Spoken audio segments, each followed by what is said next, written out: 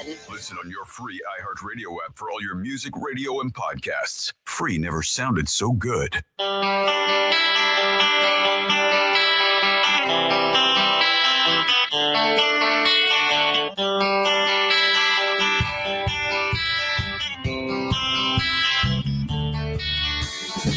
Navigating today's real estate market can be tricky. Want to buy or sell a house, finance or insure a house, or stuck with a house and don't know what to do? Florida Talk Real Estate has been your local one-stop real estate shop since 2012. Get the advice you need from your local real estate pros. Here are your hosts, Jim Paola and Johnny C. live on Real Radio. Good Saturday morning. Welcome to another edition of Florida Talk Real Estate. 2 hours of infotainment is what we have carved out for you there. And thank you for tuning in. 92.1, 101.7. I see you out there. Speaking of seeing you out there, we live stream on a Saturday and we invite you. You can join us. Facebook and YouTube. You'll find us Florida Talk Real Estate on Facebook. Florida Talk Real Estate LLC on YouTube. Live streaming on both. And of course, we are worldwide with your free download of your iHeartRadio app. Worldwide. Come on, get you some of that all over your face on a Saturday morning.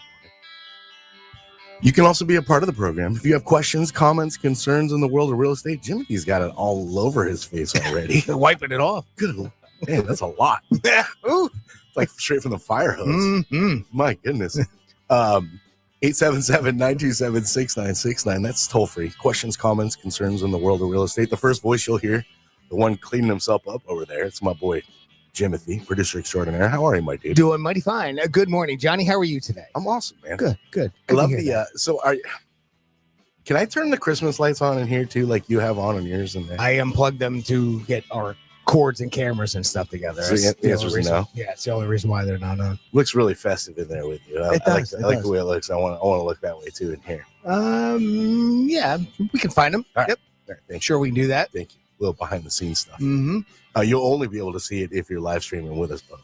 That's the facts. That tree behind you was up where Ross usually sits. So I moved it so that Ross could sit there, but that didn't work out. So now Ross is over to our my left, your right. That's confusing. Yes.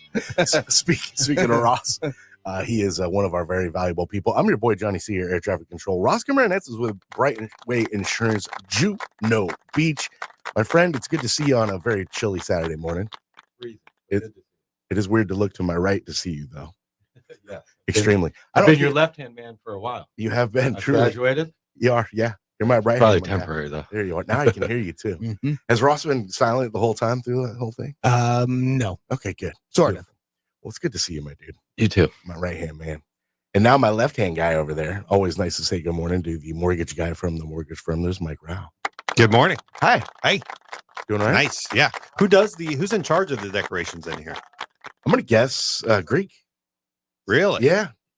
Usually Okay. if anything kind of gets done around here, it's Greek. Yeah. Yeah. So he's doing trees and lights and everything. Yeah, Wow. I'm impressed. I'm just guessing. Okay. Now, he may not have done it, but he made somebody do it. Well, paid somebody to do it is probably better said. Oh, okay. Yeah. That's less impressive.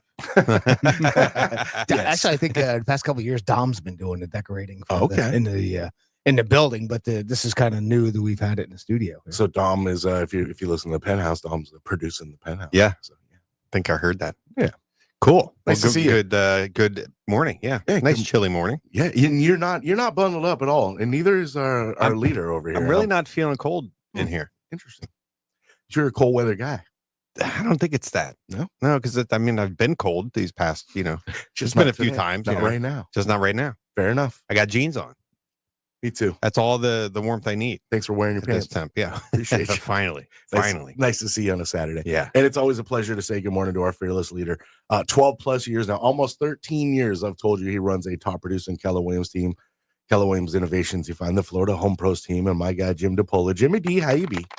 Good, Johnny. Good. And happy South Florida, everybody. I didn't realize this until this morning, but we're at 12 years and 11 months exactly right now. On the 12 nose? years, 11 months on the nose. December 7th.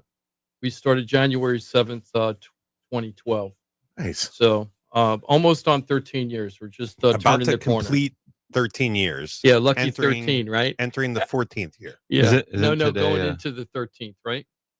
Isn't it going into the 13th? No, I think you it would would be be- Oh, completing the full 13, 13. Yeah, that's right. Yeah. We've done full 13. because at going year into 1, 14. you've Yeah. completed a year. Right. Yeah. Mm-hmm. That's the whole thing. I used to drive me crazy when I was a reporter. When you have like a tournament or something and they call it the first annual, it isn't. The first annual is actually the second tournament. The first tournament is called the inaugural. Inaugural. Yeah, but when you were a journalist, if you put down it was the first year, you put down it was the first annual, your copy editors were catching it. Yeah, no, you have to do it the other way. They were looking for that. They're Yeah. like, we got him. Hey guys, can you guys on Facebook and YouTube please tell me if we're echoing or not? It's really bothering me right now, and I can't relax until I know the audio is okay on the other ones. I know it might not be synced, but I just need to know if we're echoing or not. So please, somebody on Facebook or YouTube or a couple people, let me know. Does it what's set going your on. mind at ease if you just assume that we're echoing? No, it would be the opposite. Yeah, just give up. Like, give up. Just give up. It's like, whatever. So sorry, guys, if we are echoing. I don't know what's going on, but Fingers crossed. We should. I'm sorry? We should know it if we were, so we would hear it ourselves too. But yeah. fingers crossed that it's the same way on Facebook. Yeah, why hasn't anybody responded to us? We got people on Facebook and YouTube right now. Come on, just type it in. Just tell me echoing or no echoing. And don't screw with me. Don't screw with me. Wow, that just invited something. Don't screw with me. Don't screw with me. Don't screw with me. Yeah, exactly. Exactly. Exactly. Yeah. We got Can't hear you at all. thanks guys for making me laugh. When I have these technical problems, I really break out into flop sweats, like trying to get it fixed. So We have 2 reports of no echoing, Jim. oh, thank God. All right. Okay, good. Thank you for telling us that. Is that the? Is it the that same first person? annual report? Of- Yeah, but is it the same person saying no echoing? 2 different people. 2 different people. No echoing, no echoing, no Well, I'm echoing. assuming you never know. People might have aliases, like they got multiple profiles, so Yeah. it appears to be 2 different people. That's funny. Thank you, everybody, for letting me know. Thank you for all the responses. That really means a lot to us. Happy holidays, everybody. I hope everybody had a good Thanksgiving. I know that's a week and a half ago, or was it last week? It was last Saturday. We talked about it last Thursday, Saturday. yeah. But anyway, we didn't have the whole crew here. Ross couldn't show up, and then at the last minute, Mike canceled. I hope you're feeling better, Mike. Everything going good? Yeah, I got a little, I guess, a little overzealous with the leftovers on Friday. Is that your story? That I had overzealous. I was betting alcohol. Leftover No, bourbon. no. It was leftover bourbon. No, I ate some Thanksgiving leftover didn't sit right. Yeah. So that Friday night was not fun. Yeah, my brother-in-law went into the hospital the day after Thanksgiving. Ooh. We ate all the same stuff, but he had to actually stay overnight. And now he's had all these antibiotics and everything. He had some big intestinal. I'm Thing happened. guessing it wasn't from the food then. that you I guys don't. I ate. would assume Yeah. not. Yeah, because we ate the same stuff, so Yeah. we were lucky. We got a lot of stuff to talk about today. Let me just go over a couple of the subjects. We're going to be talking about a couple of like real life situations that happened in the deals I'm working right now that are related to Mike and Ross's profession. So it's good to tie it all together. Thanks. One of the things we're going to talk about is what happens when your home doesn't appraise. This is going to become more common as we go through next year because I don't expect to see like tremendous home pricing spikes.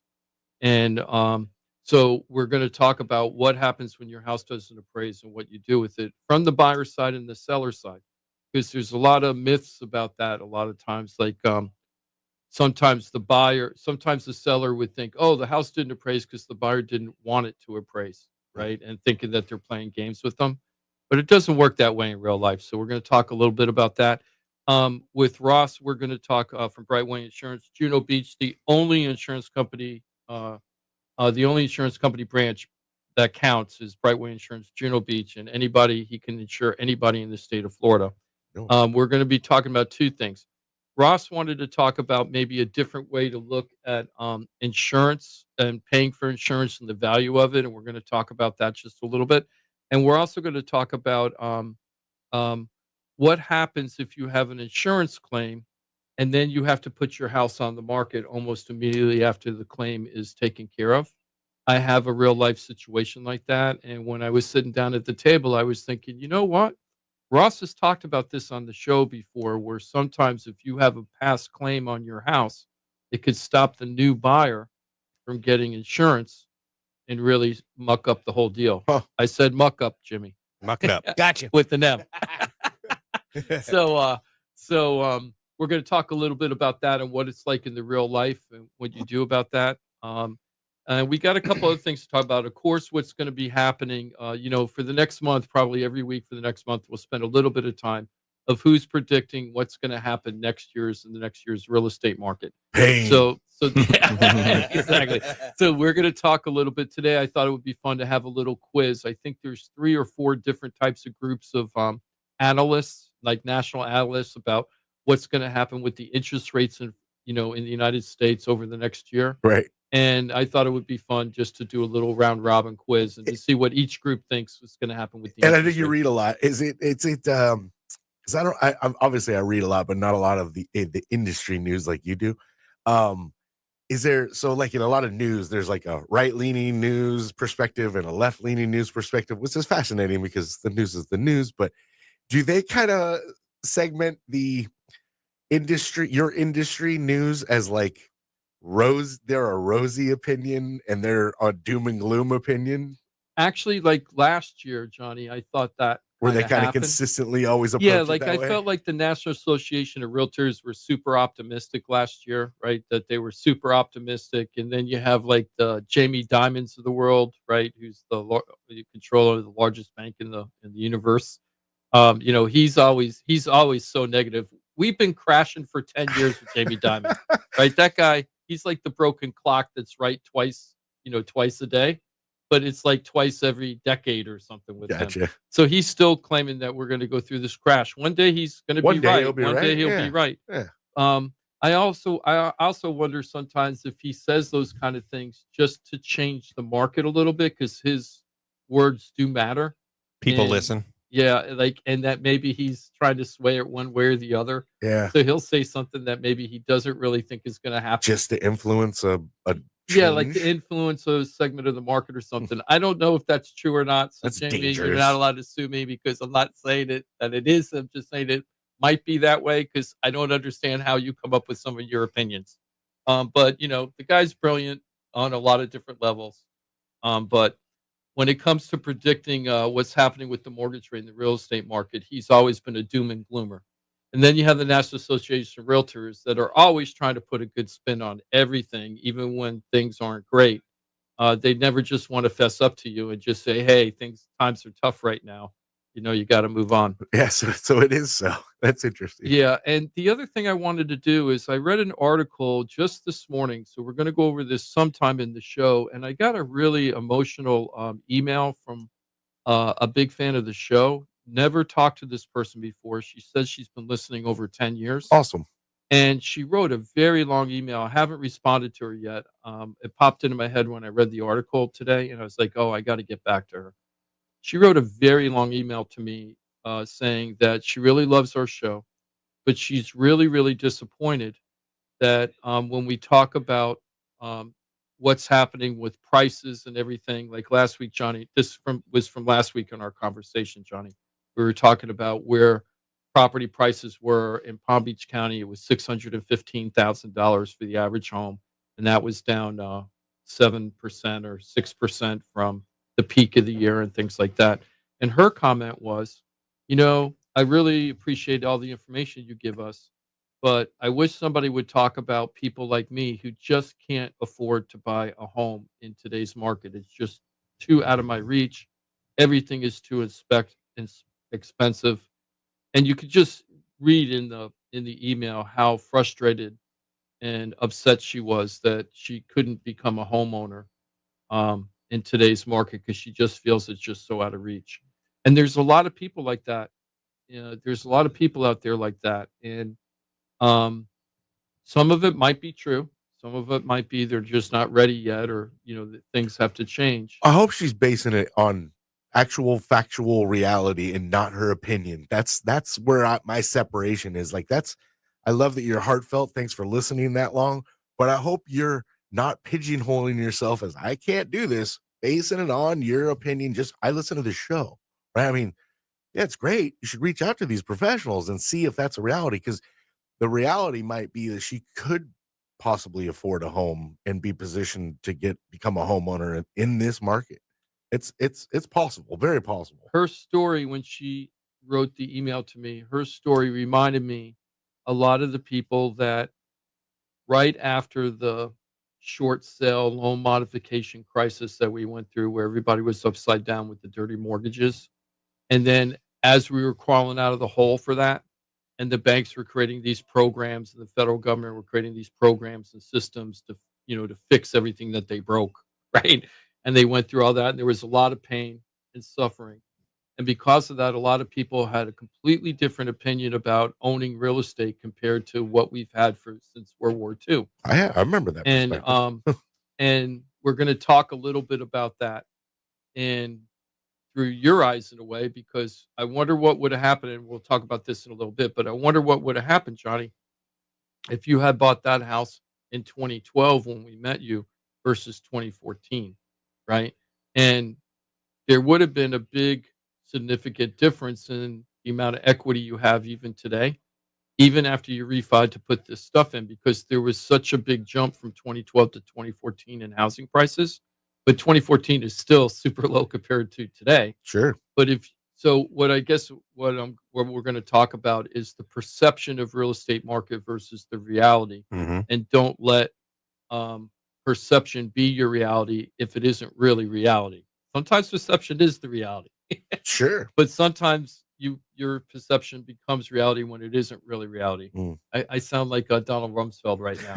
There are known knowns and unknown knowns and known unknowns. Perceived reality. Yeah, really it's the unknown unknowns Yeah, that you the got to watch unknown out unknowns. for. That's what really gets Yeah. you. Is the unknown. The known unknown. unknowns and then the unknown. Yeah, unknown unknowns is what gets you. Yeah. Hey, just wanted to say, everybody, Francis, Dottie, Kasha, George, Nate, thanks for coming out and checking out the show. Francis, Betty, everybody, thanks for coming out and check out the show today. I hope you really enjoy it. Please don't forget to like and share it to other friends or people that might have an interest in real estate. Say, hey, these guys are fun and interesting. You never know. And that we could talk about stuff. So I would love you to do that. Okay.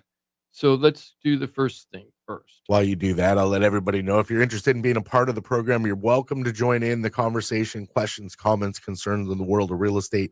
877-927-6969. We are live on this. Was it the 7th?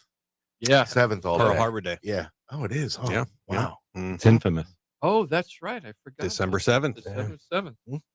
Sure is. That's so crazy. I don't think you say happy on It that just one. kind of hit me. Yeah, when you said it, it's like, oh. Yeah. You know what I was just. Still stings? You ever been to Pearl Harbor? No, I've never been to Hawaii at all. It's a Yeah, I haven't been to Hawaii either. I was going to say it's an Moving. interesting day, very moving day. Yeah, very moving. Can you imagine all those planes just going over there and nobody expecting them, and all those No. planes just flying over there and just taking down? Well, just think everything? of what happened too. Or did just they? what snowballed from that. Expected, Or yeah. did they? Yeah, it's Is there a mystery? I mean, I think there's been, Whether You know. it was known or not? yeah. Oh, Known, was it a unknown known thing, known? yeah. no. But it's funny you guys are bringing all that up, because I don't know why, but on my YouTube feed, I started watching old press conferences from Harry Truman telling the Japanese, if you don't surrender right now, we are going to blow the hell out It's not of going to you. be good. Yeah. And I was watching these news conferences that were like 3 to 5 minutes long with him, the real news conferences where he was telling Japan or whoever, and he was like, Japan, he was such a bad because he was like, he goes, if you think what we did to Germany, he didn't say Germany, he says, but to the opposition or whatever he called it, or evil axis or whatever he called it, right? He goes, if you think what we did to them, he goes, you will not have any infrastructure left when we're done with you. And he was just saying it. And the funny part is some of it was unedited. And I always heard that Harry Truman always had a good night's sleep. Like after he released the bombs, he went to bed like a baby and slept like a baby. I can't imagine that being the case. I can't Yeah, me imagine neither. either. But No you know way. what? On the Yeah. press conference, he was laughing and joking. Right before he went live, if you will, he had the paper in front of him, everything to read. And right before, 3 seconds before he went live, you can see him joking and laughing. He was Oh. smiling and laughing. This I was was after, like, wow, no, this is while he was saying we are going to blow you up like you but he cannot hadn't. believe. They hadn't. Hadn't done it yet, Hmm. right? And then he did one, and then the press conference. Then you saw the press conference where he did the first one. Hiroshima, I think, was the first one, and That's then terrific. he was like, "We're coming after you again for another one if you don't do something." And then he had Nagasaki. So anyway, it was really interesting to watch all those old clips from back then, Yeah, horrific. 1940 something. When we get into that conversation, because Pearl Harbor Day live on this Saturday. And of course, gave you that toll-free number if you'd like to be a part of the program. If you're not comfortable on the radio, always remember FloridaTalkRealEstate.com. That's right, FloridaTalkRealEstate.com. Access to the entire team. Pros, you get them all at FloridaTalkRealEstate.com. We have a lot of insurance stuff to talk about today, Ross, but there is a really interesting article that came out, and I just want to Gotta see stay what in the mic. everybody. Yeah, don't Oh, turn your head. you can really not hear? Yeah, Okay, it's- sorry it's- about that. No, bad. it's just you're Okay, sorry. in and out like that. It's because Ross is in a different spot know. today, so I'm turning to look at Just talk Ross. to him. Sorry about that. Just talk bring the to him. mic with you. Yeah, Yeah. I need to do that. So I was reading an article. It was actually on WPTV. How homeowners could get a 20-year freeze on property taxes, right? And this is a suggestion by somebody on the Banking and Finance Committee for the state legislator, the Senate Finance and Banking Committee, trying to come up with ideas to reduce costs for homeowners because everything's so unaffordable, like we were talking about just at the beginning of the show. So what they're proposing, Ross, is that if you have a house that's mid 1990s or older, and you upgrade the house for hurricane protection. Now, it didn't go into great detail of what that entailed, but if you hurricane proof your home, you would be eligible to have a freeze on your property taxes for 15 to 20 years. Right now, a freeze, I'm assuming, means that it won't go up over that 15 or 20 years. I'm assuming that's what it means, and not. Now, is You're it not frozen? paying- Frozen? Because if your values go down, That was one of the questions I have, Ross. I had the same question because, like, in the way it works now with homesteading, when you homestead your property in Florida, your property taxes can never go up more than 3% a year if you're homesteaded. But if property values go down, you can see your tax value go down with that drop as low as it goes. There's no floor, right? There's only a ceiling of 3%. So I was wondering the same thing, Ross. Like, what happens if property values go down and you're locked in at that one rate, and then the rates go down? Do you get that credit? So I also wondered, how can you do that for 15 to 20 years? Do we have enough money? Does Florida have enough money in its coffers that they don't need to have property taxes increase for 15 to 20 years and still service everybody? That doesn't even make any sense to me. I mean, from what I know, they do every county, in the state does a budget every single year, Yes. and property taxes are adjusted. The millage rates are adjusted based on the money they need to get from property taxes. That includes, education system, and just if you look at your term notice, you'll see all those different categories of what's being taxed. Where that money's going. So, And I don't know how they would do that. It's only for homes that have been upgraded. What about homes that were built after the mid 90s that have all the hurricane protection? Seems like a harebrained. I do feel like idea. people are grasping for straws, Yeah. but Yeah. I'm not saying it's a negative thing because at least they're trying to do something. We're They're spitballing here. Yeah. Right, Yeah. they're spitballing. I think Yeah. the I'd idea. rather have the spitball than twiddling your fingers Yeah. and saying there's nothing we could do. I mean, so- probably the real. What am I trying to say? The thing they need to approach is the budgeting, right? Like, so can the government run with less, right? Because if you don't need to collect as much we're about to taxes, find out. then you can have less With Elon. taxes in general, right? So property. To Yeah. me, it's very interesting about that because what I always, we've gone through a very strong run of appreciation. And you can see on the property appraisers, not all of them, but some of the county property appraiser sites, it'll show you the difference in the year for the taxes that are being paid on that house. But it also shows you a percentage figure of whether that is an increase in value or a decrease in value compared to the year before. Does Palm Beach County have it? I don't remember. I don't see which it's not as a counties. percentage, but you could bring it up and you could see. Yeah, basically, but it's been an couple- appreciation since yeah, probably since 2012. I no. would say. Well, I can't tell you. I don't remember if it's Palm Beach County or not, but whatever ones that do the percentages, I was surprised that last year I saw a bunch of negatives in the neighborhoods. Like some of the houses, they had negative valuation, meaning depreciation, according to the county, which is a little different than what your house is worth. Usually, the county's value is about 40% less than what your house is really worth. But that I don't even know why that came about. Why that came about. But getting back to do we have enough money to pay for everything if the tax base was decreased, right? We've had such strong appreciation for the last 10 years, but I haven't seen them cutting back our tax bill that much. They've been just getting the extra money, right? Because the appreciation went up. It's interesting. But I Yeah. don't really see them like saying, hey, I don't see that. What I saw is that they were increasing government programs for whatever reason, like for different things. But I didn't see them going, hey, we have extra money. It's time to give back to the residents and not increase their tax base as much this year, right? We don't need as much millage rate. I don't think we're Because we having have this no- conversation at all if the insurance industry isn't kind of in the situation it's in Florida in the last handful of years. Oh, I yeah. don't think we're having this conversation. I agree with I you think it's 100%. only about, well, we're not getting any movement in the insurance industry, so what can we do? How about this thing that we shouldn't touch? Yeah, I But- kind of right. agree with you on What that. is the county tax, because we pay county taxes, is part of that any state, or is it all county? I know nothing about the taxes. I just know that we got to pay them. Well, But is part county and then part a little bit of the state? Because the state could freeze their part of it while the county still does their.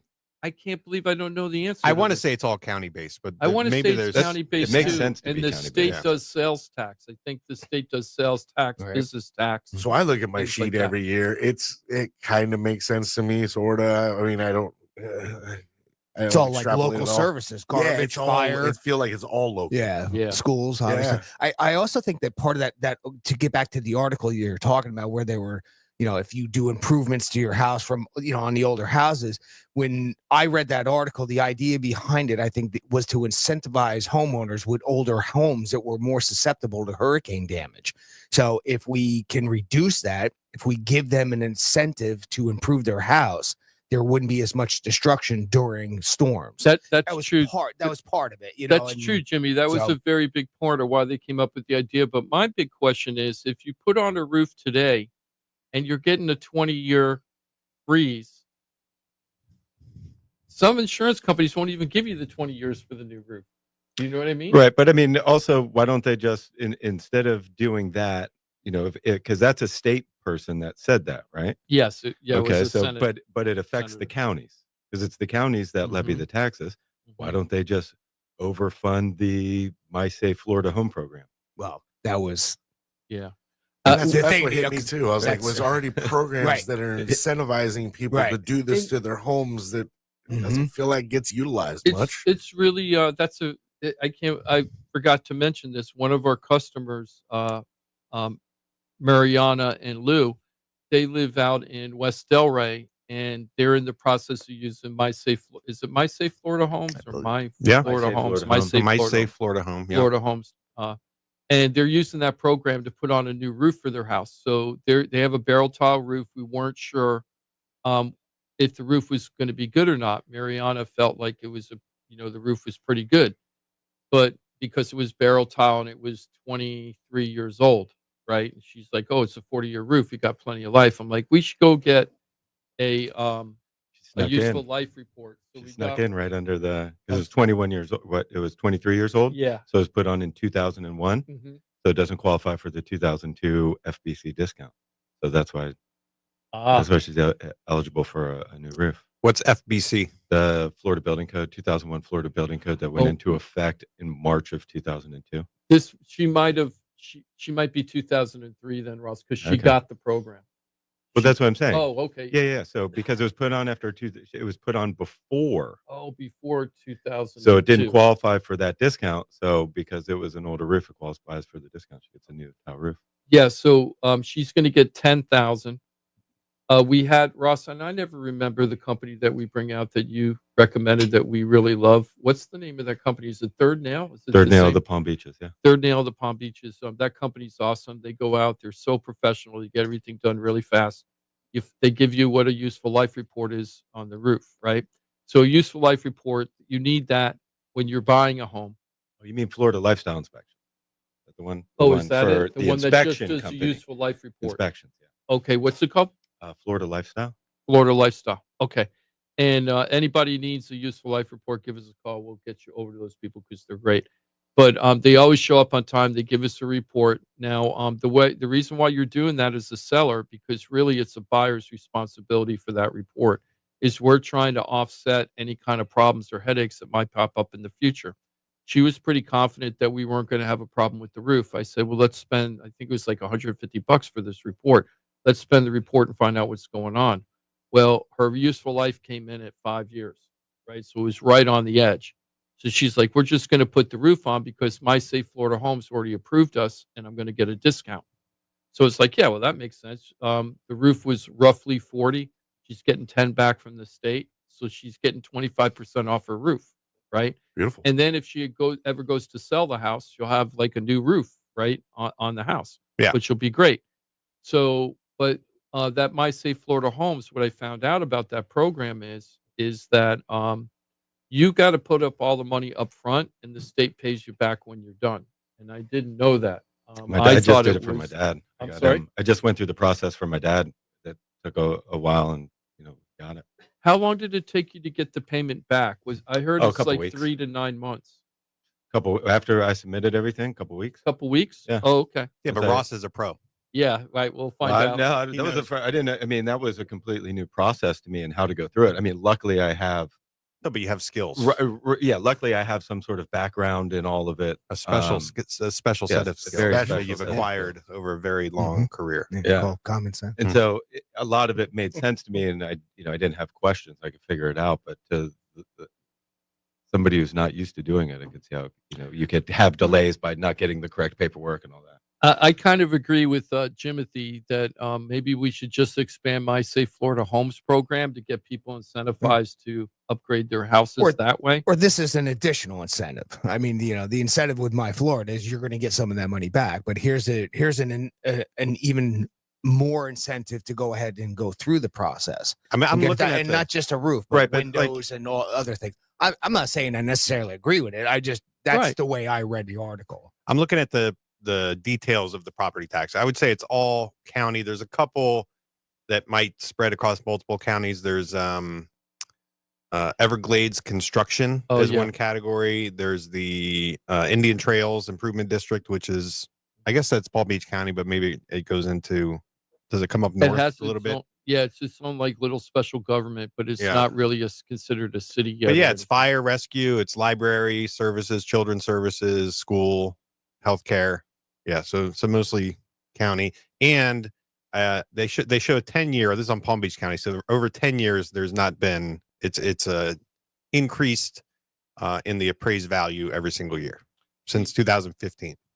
Yeah, and thanks, Mike. But talking about the freeze, so your taxes get freeze, right? It's your homestead. So in 2022, or between 2022 and 2023, I paid $50 more. Right, And then right, between this year, it's actually $70 less. right. So I would rather have a bunch of more My Safe Florida home money I agree. than save $50 a year for 20 years. I agree. Sure, take the And, 10 grand. Right. And this is the other thing I want to just leave off of this, and then we'll take the break. But I wanted to leave off about homeowners insurance because Ross and I were talking about this yesterday. Mark Cuban from Shark Tank and the billionaire owns the Mavericks and all that. He just came out with an opinion saying that this will be the number one affordability issue in the United States. And he said, of course, Florida is going to have the most huge problems with this. But what do you think he's thinking is the most affordability issue for housing? insurance. And what he's Oh. saying is that this is going to become a problem across the country. And I already know it's a problem like in Denver. I have a buddy out in Denver, so I read a lot of stuff about what's going on in the Denver real estate market. We just did a thing with Johnny last week of the most expensive insurance markets in the country. And of course, Florida's number one, but Denver specifically, or the Colorado area, that was number two in the country for most expensive homeowners insurance right now, because of all the disasters and everything. And that's what me and Johnny were talking about last week, is that the Florida stuff isn't related to disasters. It isn't because we had a bunch of wildfires or flooding or tornadoes. It's because of the fraud that we went through. And that's why we're seeing that our rates right now, knocking on wood, are starting to flatten out a little bit, and they're not increasing as much because we've been 2 years into this trying to fix the problem. But the rest of the country, they got to deal with it now. So we're a little ahead of the curve. On getting, I would say we're we're ahead of kind the of- curve on the problem and ahead of the curve on fixing it. Yeah, where I would say we're on the downside, where there's a lot of people still going up. Yeah, You know, just we've- waking up to the problem. Yeah. Oh my God, my insurance is going up. Yeah, So we already went through. I that. just, we already went through all that. We had a refi client. Their insurance renews in January, and it was same carrier, no change in coverage, and it was $70 less. And it's whatever. It's a $4,000 policy, but But it was still. $70 less on the renewal. It's better Hey. than a 30% increase. Exactly. I That's agree. my attitude. Any money coming back to you is just like at the Yeah. poker table. Any money coming back to you, that's a good thing, right? You don't care. I saw a headline too with Citizens is under 1 million customers now. Is that? Oh, I And didn't read that. Does that say? I mean, it was a chyron on a news Yeah. thing. So I didn't look into it. I don't have a lot of numbers on that. Maybe Ross would know better. And if that's a positive for us, I mean, Yeah, it's and good to remember, get we them had- off the rolls there. We had two storms come through the West Coast, right? Just recently, and everyone was very worried about the increases related to the storm activity. And Don't that's be. They're just denying claims. There's going to be Oh. There's going to be no. don't say Yeah. deny. Johnny and I Get into talked a about whole that different last conversation. week. Deny, defend, dispel. Oh, what was it? geez. oh boy. Yeah, yeah.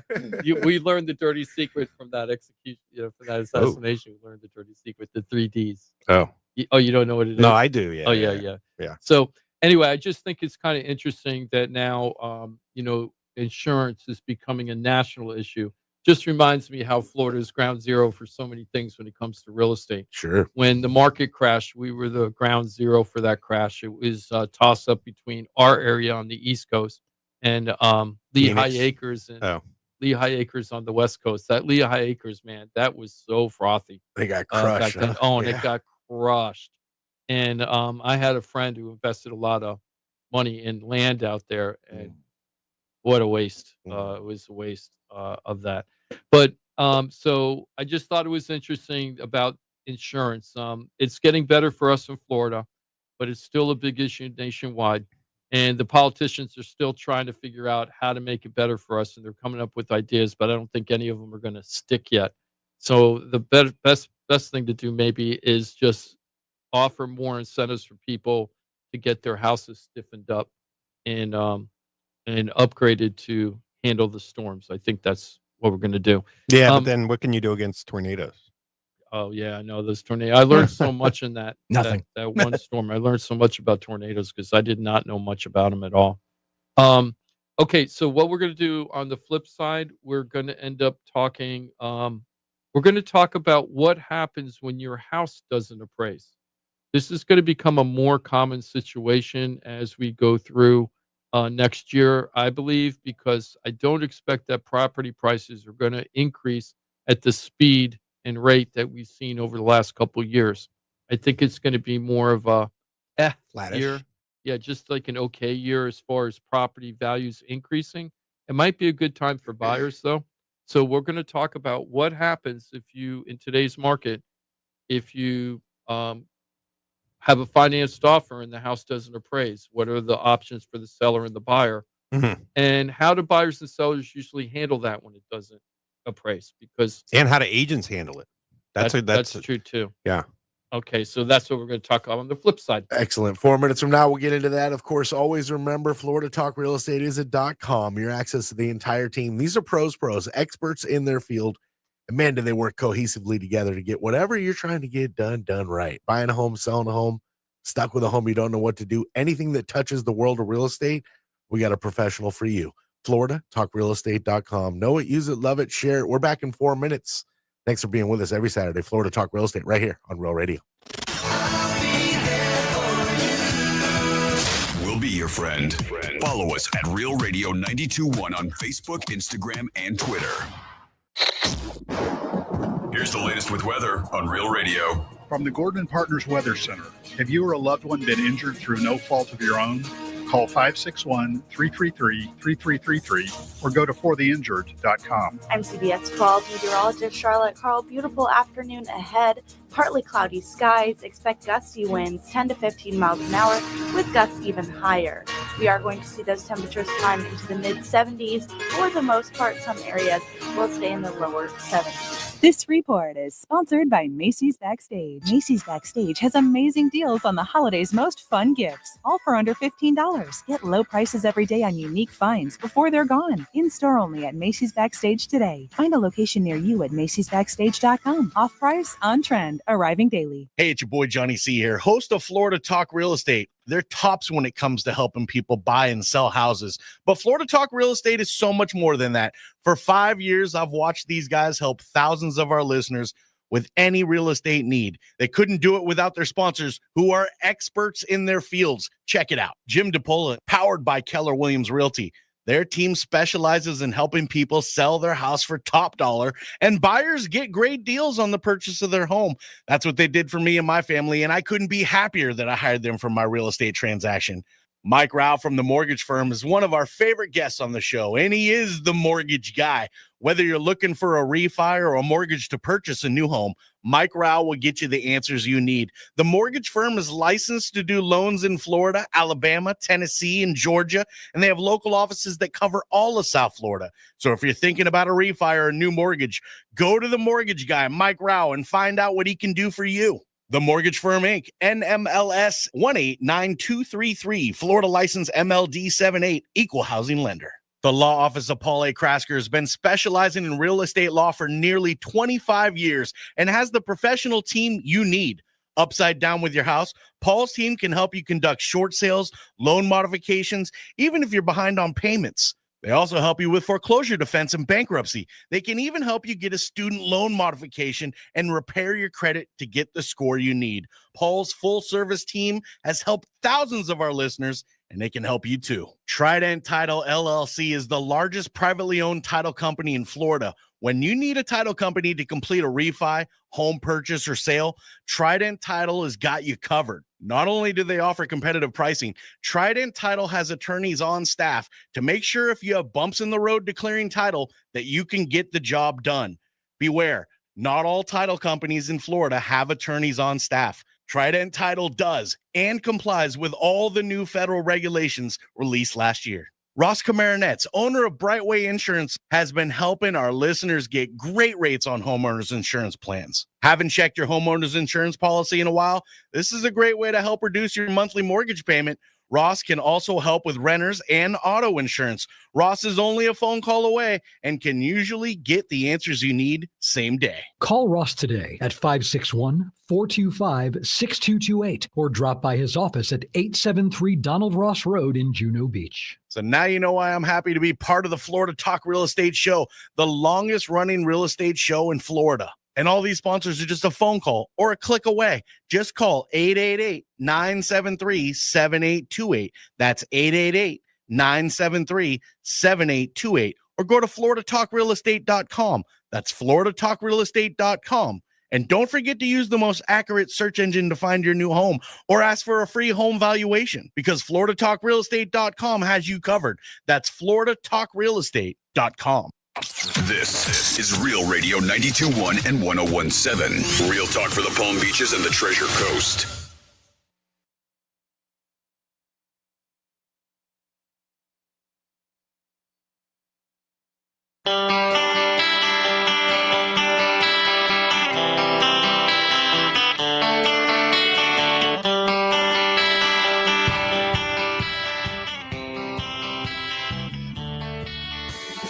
This is Florida Talk Real Estate with Jim DePola and Johnny C. Got a question for the show? Call us live at 1-877-927-6969. That's it, 877-927-6969. Toll free into the studio. You want to jump into the conversation at hand?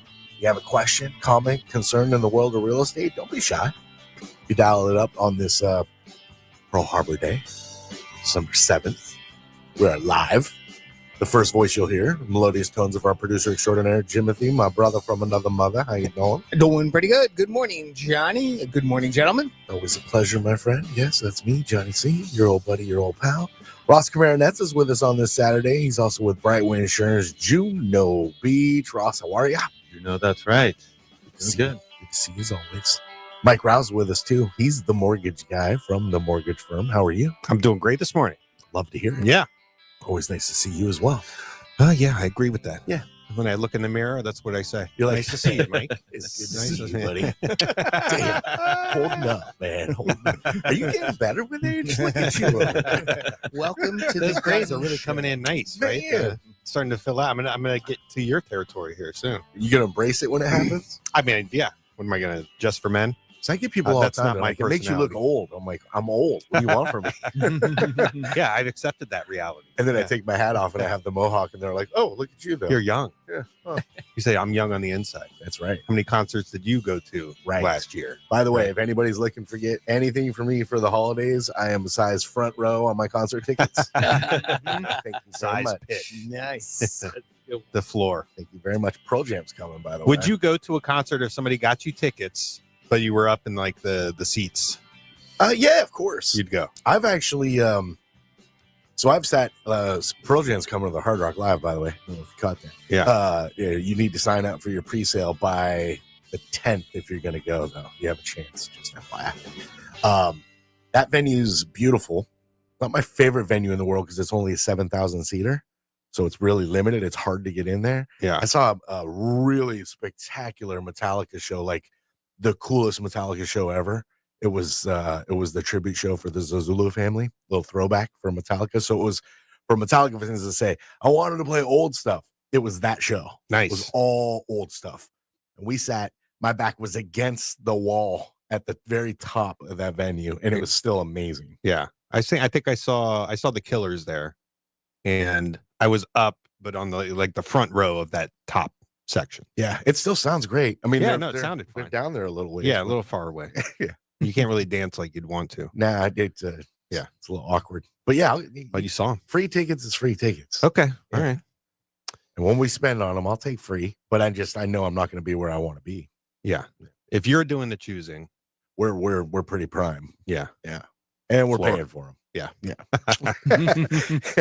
That's just the way it works. But yeah, good to see you too. Oh, thank you Yeah. very much. Thank you. Pearl Jam's coming, by the way. I don't know if I told you. Yeah. Where? Hard Rock Live. Oh, yeah. You get them 2 nights, by the way, a Thursday and a Saturday. If you want to get tickets, you need to sign up for the pre-sale code. When is that? By December 10th, I think. You should by the 10th. Okay. Yeah. It's not too late, but it's gonna be. Yeah, they soon. give you ample time. When's the show? I It's, mean, I love April- Pearl Jam. I just April 24 and 26. Oh wow. I've never seen them in concert. It's a good time too. Yeah. Think about that. If you're gonna do it, try to get the pre-sale code by the Now. 10th. Yeah.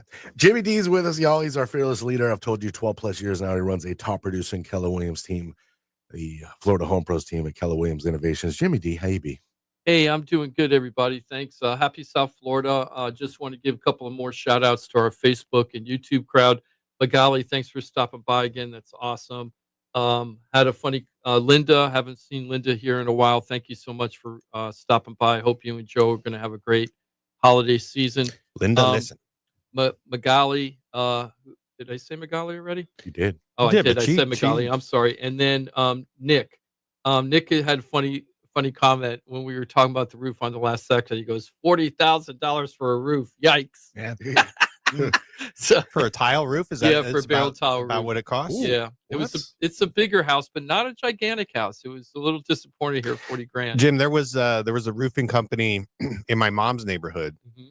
who was doing like the main buildings, like Yep. the association building, and they were going around quoting everybody, and my mom's talking to me and she's like, they're telling me this and it's gonna, coming up on X amount of years and I'm gonna have insurance problems. So they're kind of like pitching them.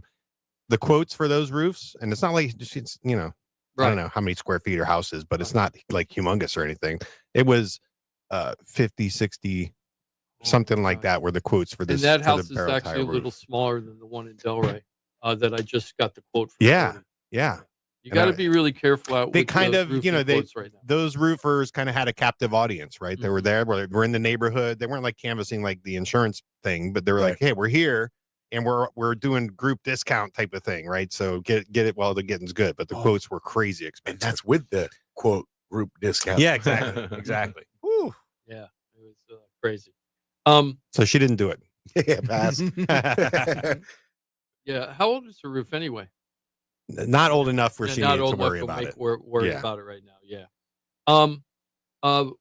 So I had an interesting thing happen this week that hasn't happened to me in a long time, which is one of my houses didn't appraise when we went into contract. Ooh. So let me just go over that a little bit and then talk about what happens in real life when your house doesn't appraise, because it's really can be very traumatic for the buyer and the seller, even though that both sides might have a differing view of what the other side's thinking. So I wanted to get in that a little bit, but I'm not going to go into the house that I have the appraisal problem with right now because we're in the process of disputing that appraisal.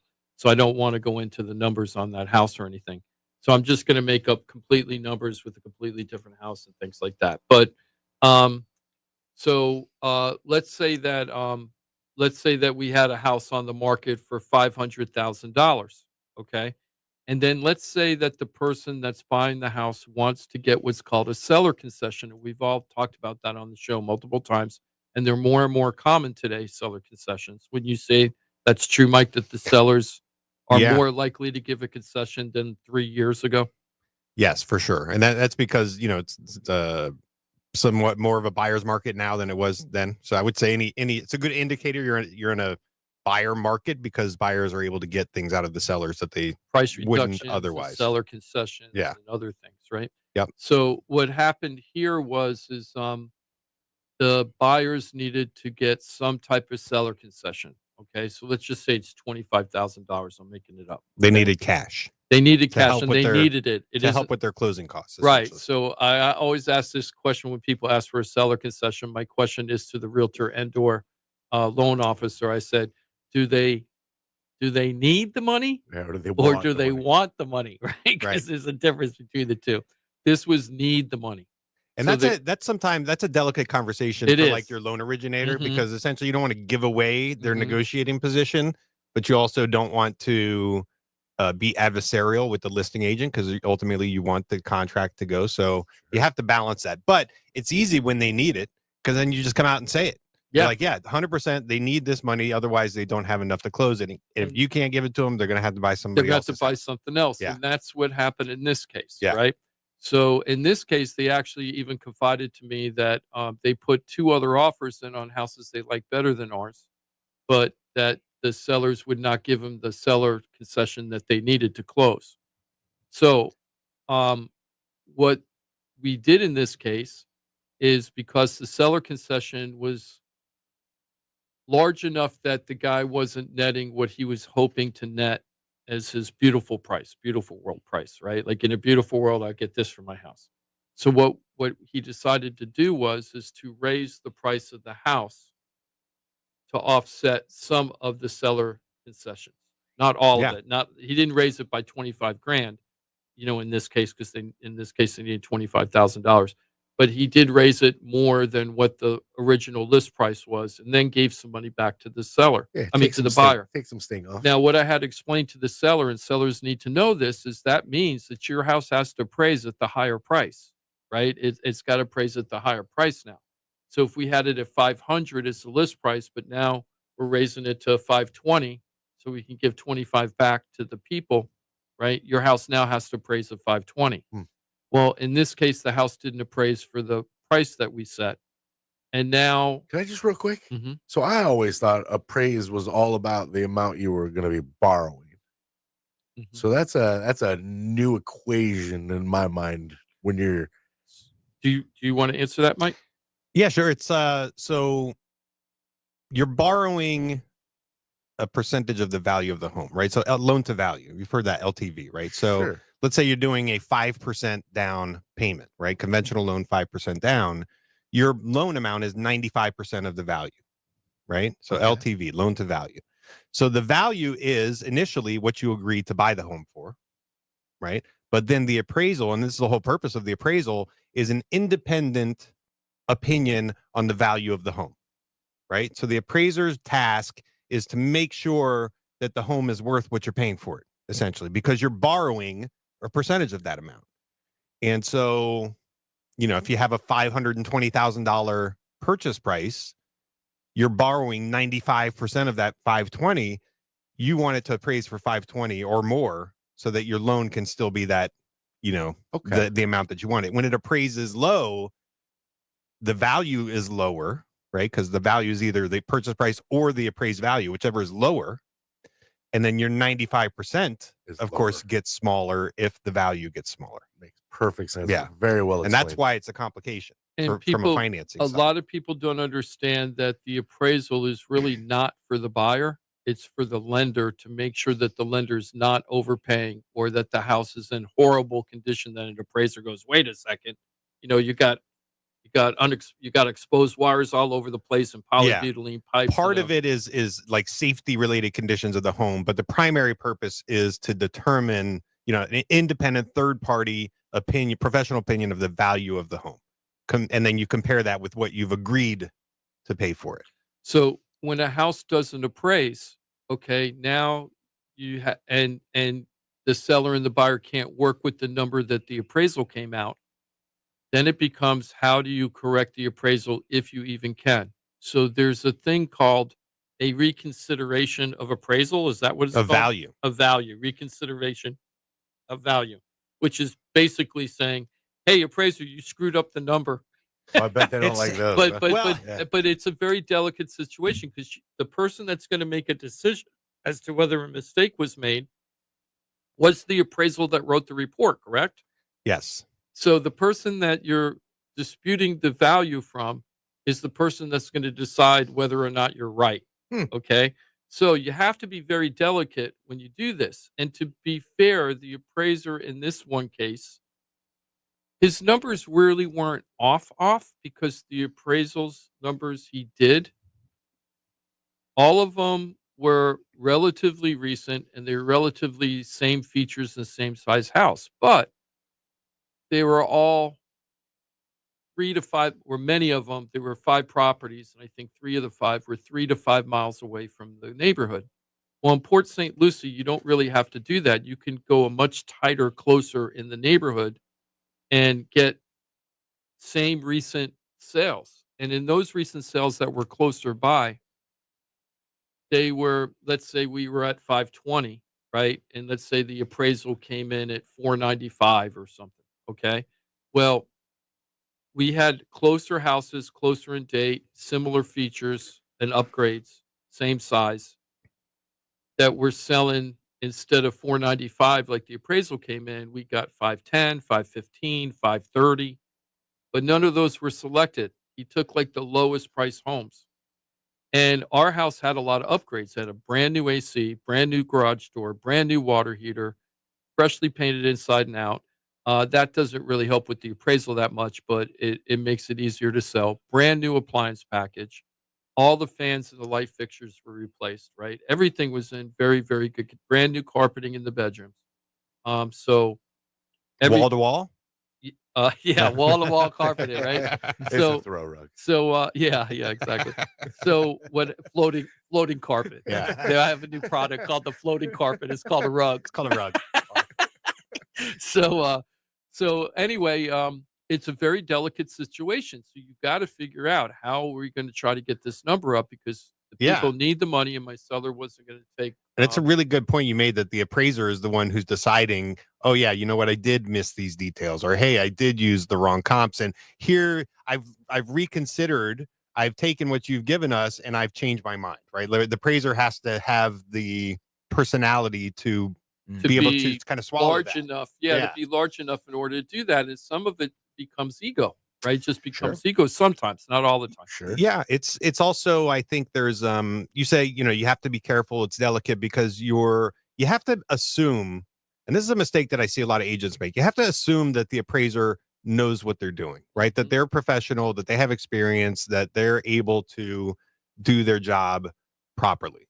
And so you have to approach them as if that's the case, and then just say, hey, but we saw this and this is what we're thinking, please reconsider, right? So Many times agents, their first reaction is, well, that appraiser doesn't know what the hell they're doing, right? Yeah, And and how could they get it so wrong? Like, they could look at the neighbor home here, it sold for this. Yeah. And a Only lot when of it's times wrong by or under. yeah, agents are thinking about price as the biggest like comparison point, but it's not price, it's everything else, right? It's square footage, it's location, it's time from the sale, like how recent was it. So all those things that you mentioned, but agents and even sellers, just the people selling their home, they're looking at what's this house down the street sold for, what's this one across the street sold for, and they're using that as their barometer when that may not be the best comparable property. And square footage really makes a difference. Here's an interesting fact people don't get. Most of the homes in that neighborhood are selling at basically $200 a square foot. It could be 175 to 225, but $200 a square foot, right? But because one of the houses he selected was a little larger than ours, they had to adjust for the square footage, right? But he only gave, and this was the thing, a benefit to the seller in this case, but he only 75. gave $50 a square foot for the extra square footage, not at 200, right? And that's where you get a little bit of like appraiser discretion, because I'll see, I've seen that, like, so the price per square foot is this, but you've only made an adjustment for square footage, based on $50, $75. I've seen, 175. And so the appraiser basically, that's where they can kind of put their stamp on things.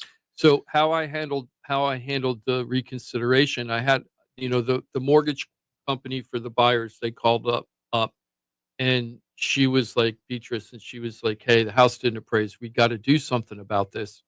Get me 4 comps that you think that will be a better reflection of what this house is worth.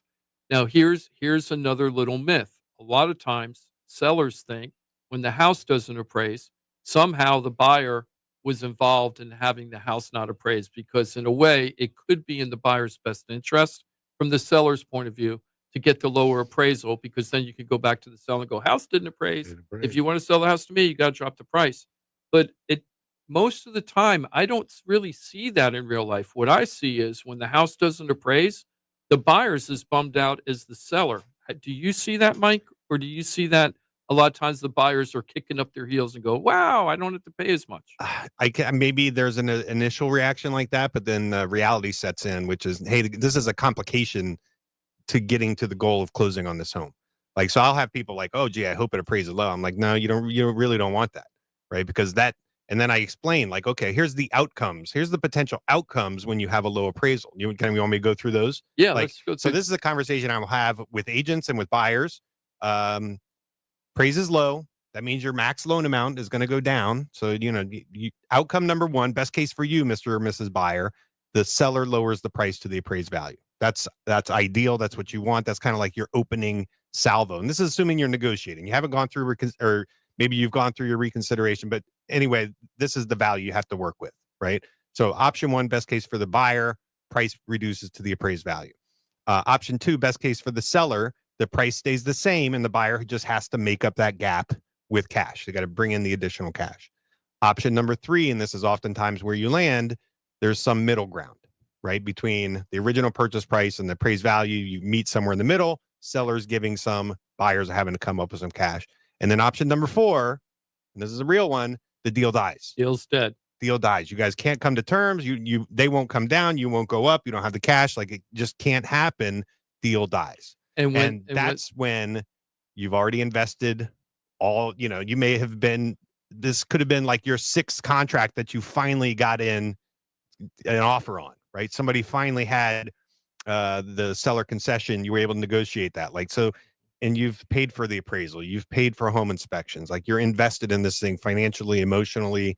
And when you don't get to the finish line, like it's a gut punch. It costs you time and money, and emotionally in your Yeah. head, Oh, you're yeah. thinking, once you go into Right. contract, you get through the inspection. In your head, you're pretty much like, this is my house. But any of those 4 scenarios are on the table, right? So sometimes buyers will think, and maybe like with FHA or VA, there's a little bit of this where you don't have to pay over the appraised value, but then the deal can die, right? You can also negotiate any of those. So none of this is really forced.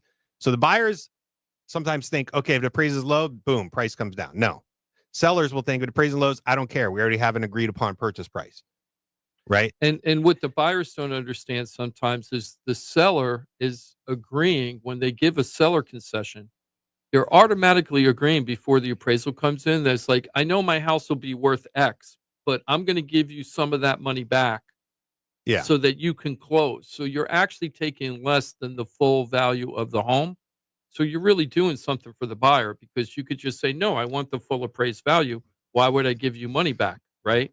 And there are people out there that do that, right? It just depends on the needs of the seller. Yeah, and it's something you have to be aware of as a listing agent when you're, both the agents are kind of the professionals on the value of the home before the appraiser, right? So you have to have some idea, and this is part of your listing presentation, like, hey, I think you can sell it for this homes, and here's the comps, here's what homes are selling for. So you're doing some level of what the appraiser does when you list it, and also when you're negotiating the prices, right? And in this case, you guys determined to go up on the value so that you can get the concession. So kind of like get something for the buyer, get something the seller's, given some ground too, but is it going to appraise? And that's a question And- you have to like think about and also prepare the parties for. Like, hey guys, if it doesn't appraise, we're going to have to like find some middle ground. We're going to have to do something. Yes. And then, so now let's say before you get to that point where you're negotiating finally with the buyer, let's say that you get the bad appraisal, and now you're trying to correct the number to make it go higher, Yes. to make it more palatable for everybody and workable for everybody. That's the situation that we were in this week. So I had to go through and do the report, and I got some really great tips on how to present this without trying to get the Ruffling appraiser, like getting the appraiser all bent out of shape. So I used, and it was all real. I'm not doing smoke and mirrors, but you had to do it the right way. You can't say, oh, you picked the lowest prices in the neighborhood and you ignored everything else, and you went so far out of your way to do it. You went 5 miles away, to find houses that met this lower number. You can't go that way, because it is an art, not a science. So they have the right to do that, and they have to meet federal standards.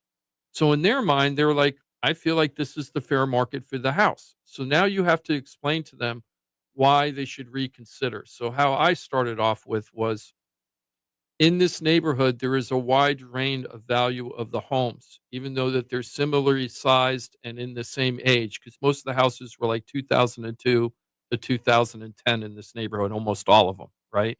So the age of the homes were about the same, the sizes were the same, but there was a really big variance, like 15% variance on low price to high price in the neighborhood. So what I explained in the report was, the reason why there's such a huge variance depends on the upgrades of the house that have happened since the house was built. Some of the houses are original everything, and some of them don't even have full hurricane protection, which is going to cause insurance, costs and things like that.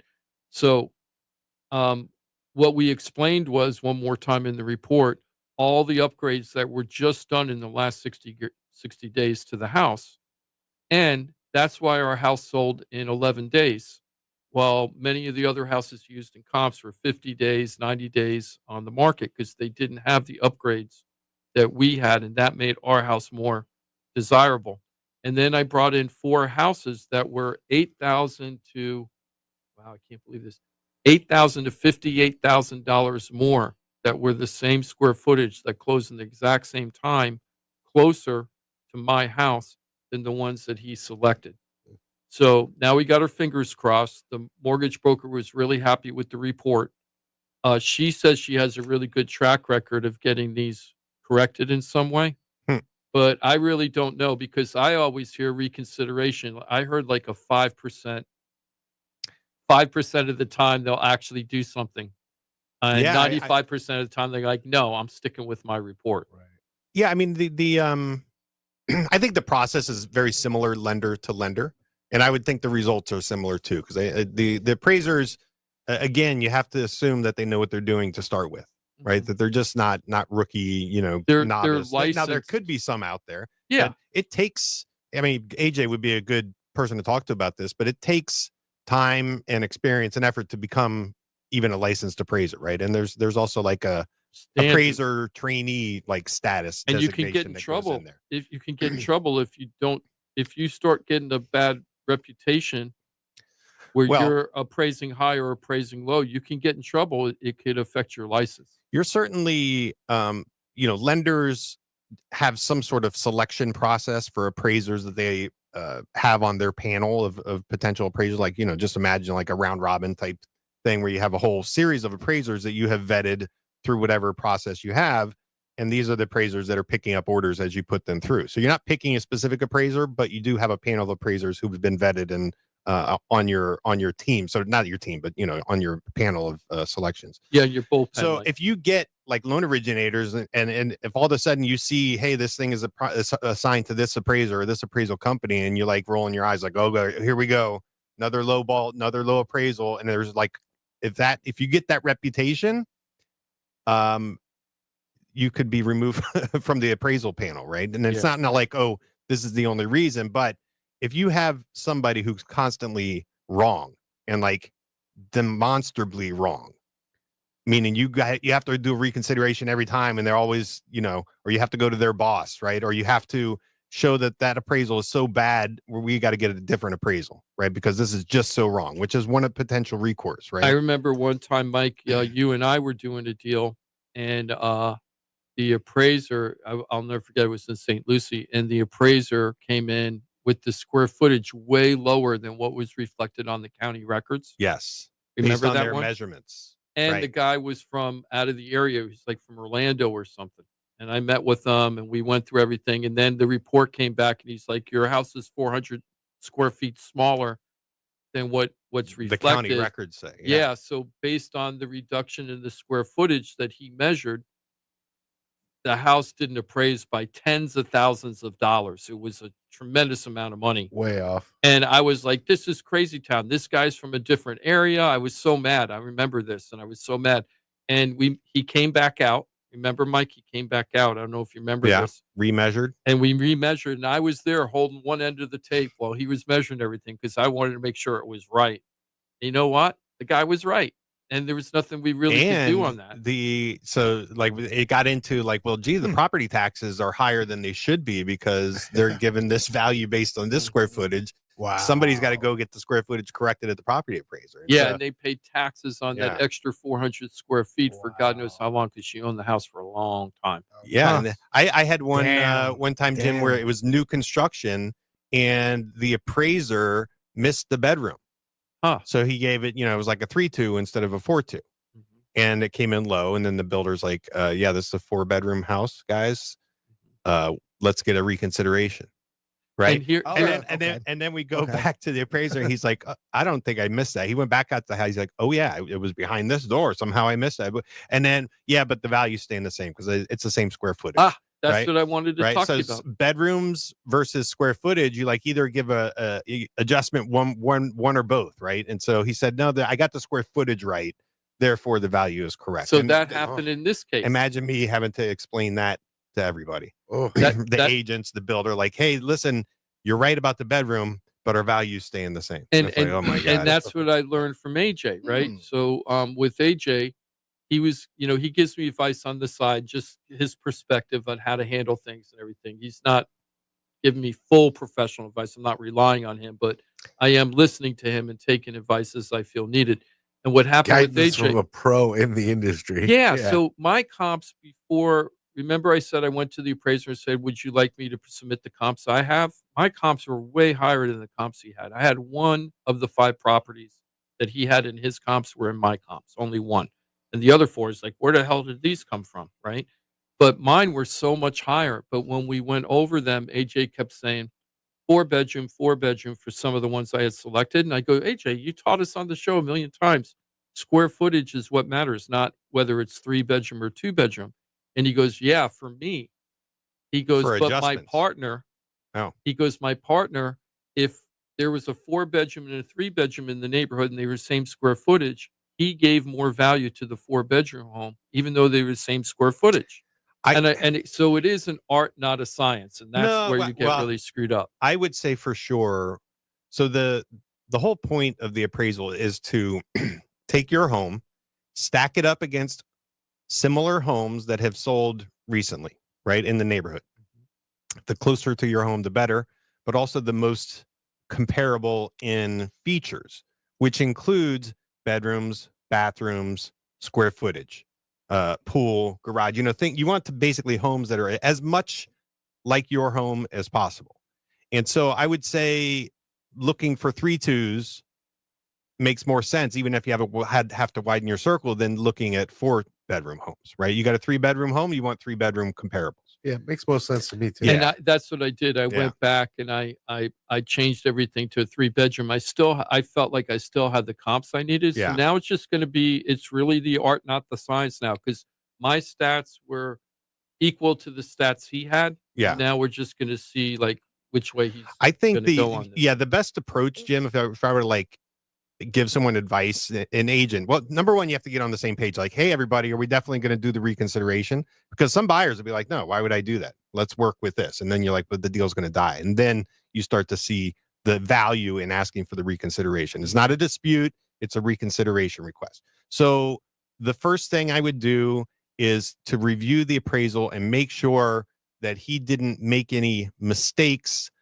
either on the details of your home, things like bedrooms, bathrooms, square footage, features, and that he didn't make mistakes on the comparable homes, meaning he's making an adjustment for square footage, but that was wrong, or he didn't give you an adjustment for features on your home compared to these other ones. So you want to make sure there's no mistakes, like obvious errors in the comps in your home. That's number one. The second thing is you look for comparable properties that are more appropriate than the ones that the appraiser selected, right? They're usually picking somewhere between 3 to 6 comparable homes. And if you have properties that you think are more comparable, right, more appropriate, so they're closer in time, closer in features, just like all of that stuff, and you say, well, why weren't these considered? So we would like to submit these, and here's why we think they're more comparable. And it should be based on square footage, bedrooms, bathrooms, location, and also proximity and time, right? So, and then the third thing is you never want to approach the appraiser as if they don't know what they're doing.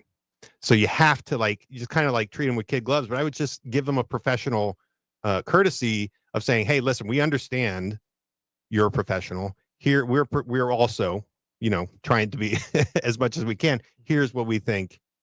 Where you either made some errors or didn't select the best comparable properties. Yeah, and then maybe you haven't thought about there. this or that. Yeah, and really get through there. Now, if you find, and if you can convince the lender that this appraiser really is incompetent, then you go back and say, listen, it's just so wrong. Why would we go back to them for another one? Can you guys do a second appraisal? I do have one other question, then I want to get into some insurance stuff with Ross. But my question is this, Mike, because AJ wasn't even sure. We kind of didn't remember. That appraisal actually had the FHA VA number attached to it. Yeah. So when you're doing an FHA VA loan and you have an appraisal, the appraisal sticks with the property for a certain period of time, even if you don't close. 3 years, So- is that right?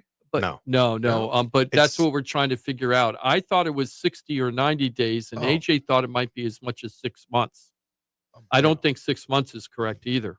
You know what? 4 months is a number that's popping into my head. 4 so months? 120 Well, we're days. all over the place Yeah. on this one. But I would 3 say years. it's no less than 3 90? months. No less than 3 months, and probably no more than 6 months. So what I had to explain to the But seller on this. There is one caveat there. Okay. The caveat is it's up to the lender. In the case of FHA, the lender basically does what they call the FHA appraisal logging. And if they don't do that, then it won't. It's never. Yeah, it has recorded. to be Yeah. logged, right? Yeah, VA is So- different because the VA appraiser does all of that in the VA's system, but the FHA system, it's up to the lender to take that If step. you have a number on top of the appraisal, do you think that's logged? No, not Not that necessarily? number is Okay. just required when it's an FHA Because I had loan. It's required on the appraisal. Yeah, I had to explain to the seller, look, if this deal dies, Yep. and we put it back on the market and we get another FHA or VA buyer, because I saw That's the gonna code up be- there, You have to use that. it might be stuck with the house for a period of time. He's like, really? And I'm like, Yes. yeah. So you might be stuck with that appraisal for a little bit. And that- Now, if you do a conventional loan, Right. then it doesn't matter because you're going to get a completely new appraisal. And that's the default is to assume that it is going to stick with the home, right? Mhm. So this thing where I'm saying when the lender has to log it, like you just have to assume the lender is going to log it. Right. Mhm. But yeah, that's something you have to think about, and you essentially would be eliminating future FHA offers, right? So if this one doesn't happen because you guys just can't come to terms, when you're considering your new offers, you got to eliminate FHA borrowers, right? Because you already have an appraisal where you know it's just not going to work for them. Yeah, at that price point, if they don't have extra cash, Yeah, right? if you can't get this deal done, then we can't do it with the next one. Yeah, what either. are you going to do on the next one? Because we're going to have the same appraisal. Well, the next one you might not have to The offer seller the concession, $25,000 in concessions Yeah, we were talking about. Yep. So that would be the difference. Like, hey, we're not going to offer anything this time. You're going to have to give us this price. I wanted to So talk. you Oh, got that in the works. You don't have I just turned everything in Okay. yesterday. It took me like 3.5 hours to do all the research. I really took my time with it, and I Yeah. really write a good. I'm bragging on myself, but I really write a report that is factual, not like just my opinion. Like, oh, you didn't pick this property because blah blah blah, and shame on you. I'm like, hey, here are 4 other properties that I'd like you to consider. This is why I want you to consider them. So I put in, it's 1.3 miles away from this house. It closed in this time period. These are the upgrades on this house, which are very similar to the upgrades we had on our Yeah, house. yeah. Right. And then I would say, and it closed with FHA financing, or closed with conventional financing, or closed with VA financing. And I had all 3 as examples, all 3 different types of financing with my houses. So it showed that they appraised, right? They got the appraisal, right? Because they closed. Yeah. So I'm saying, why can't you consider these as opposed to those? So we'll just see. But, we're hoping next week we'll get a response. Yeah, and if you don't, then it's like, well, what do we do there? And if you're still trying to get, the only recourse there is to talk to the lender and say, hey, this appraisal is not fair. It's not representative. You guys got to do something. Yeah. Right. And, that buyer potentially, if they're not getting what they want from the lender and still want to pursue the home, they could switch lenders. Yeah, they could move over to different lenders. Of course, if it's an FHA appraisal, we got that. Yeah, issue, you still so. got the appraisal stuck with it. Yeah. So, Ross, I want to talk about 2 things today, but the first thing I want to talk about was when the conversation you had with somebody just recently, it was last week, and a lot of people are deciding not to insure their homes if they don't have a mortgage. Self-insuring. Self-insuring. And I have people I know personally that are doing that. Now, one of the people I know that are doing that, if the whole house blew down and they had to rebuild it, if they felt like doing it, they could just do it cash, right? Nice. And it's a 7-figure house, right? So 7-figure home. yeah, and he could just go ahead and take care of it. And it wouldn't really be that big of a financial difficulty. We could for just him say if his he name. His needed name's to. Johnny C. I'm sorry? We could just say his name. His Dump name's that. Johnny C. Yeah, Nobody Johnny needs C, to know yep, my Johnny business, C there. Timothy. Yep. So I'm trying to keep it private, Ross, here. Wait, is it 7 Nice. figures including just us boys. Including the land. including the after the decimal to the cents?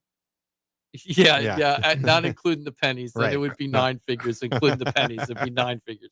But I know more and more people are doing that, and we heard a lot of people on the West Coast after 2022. They decided not to insure. Then they got hit with the 2 storms this year, and they're in a lot of pain.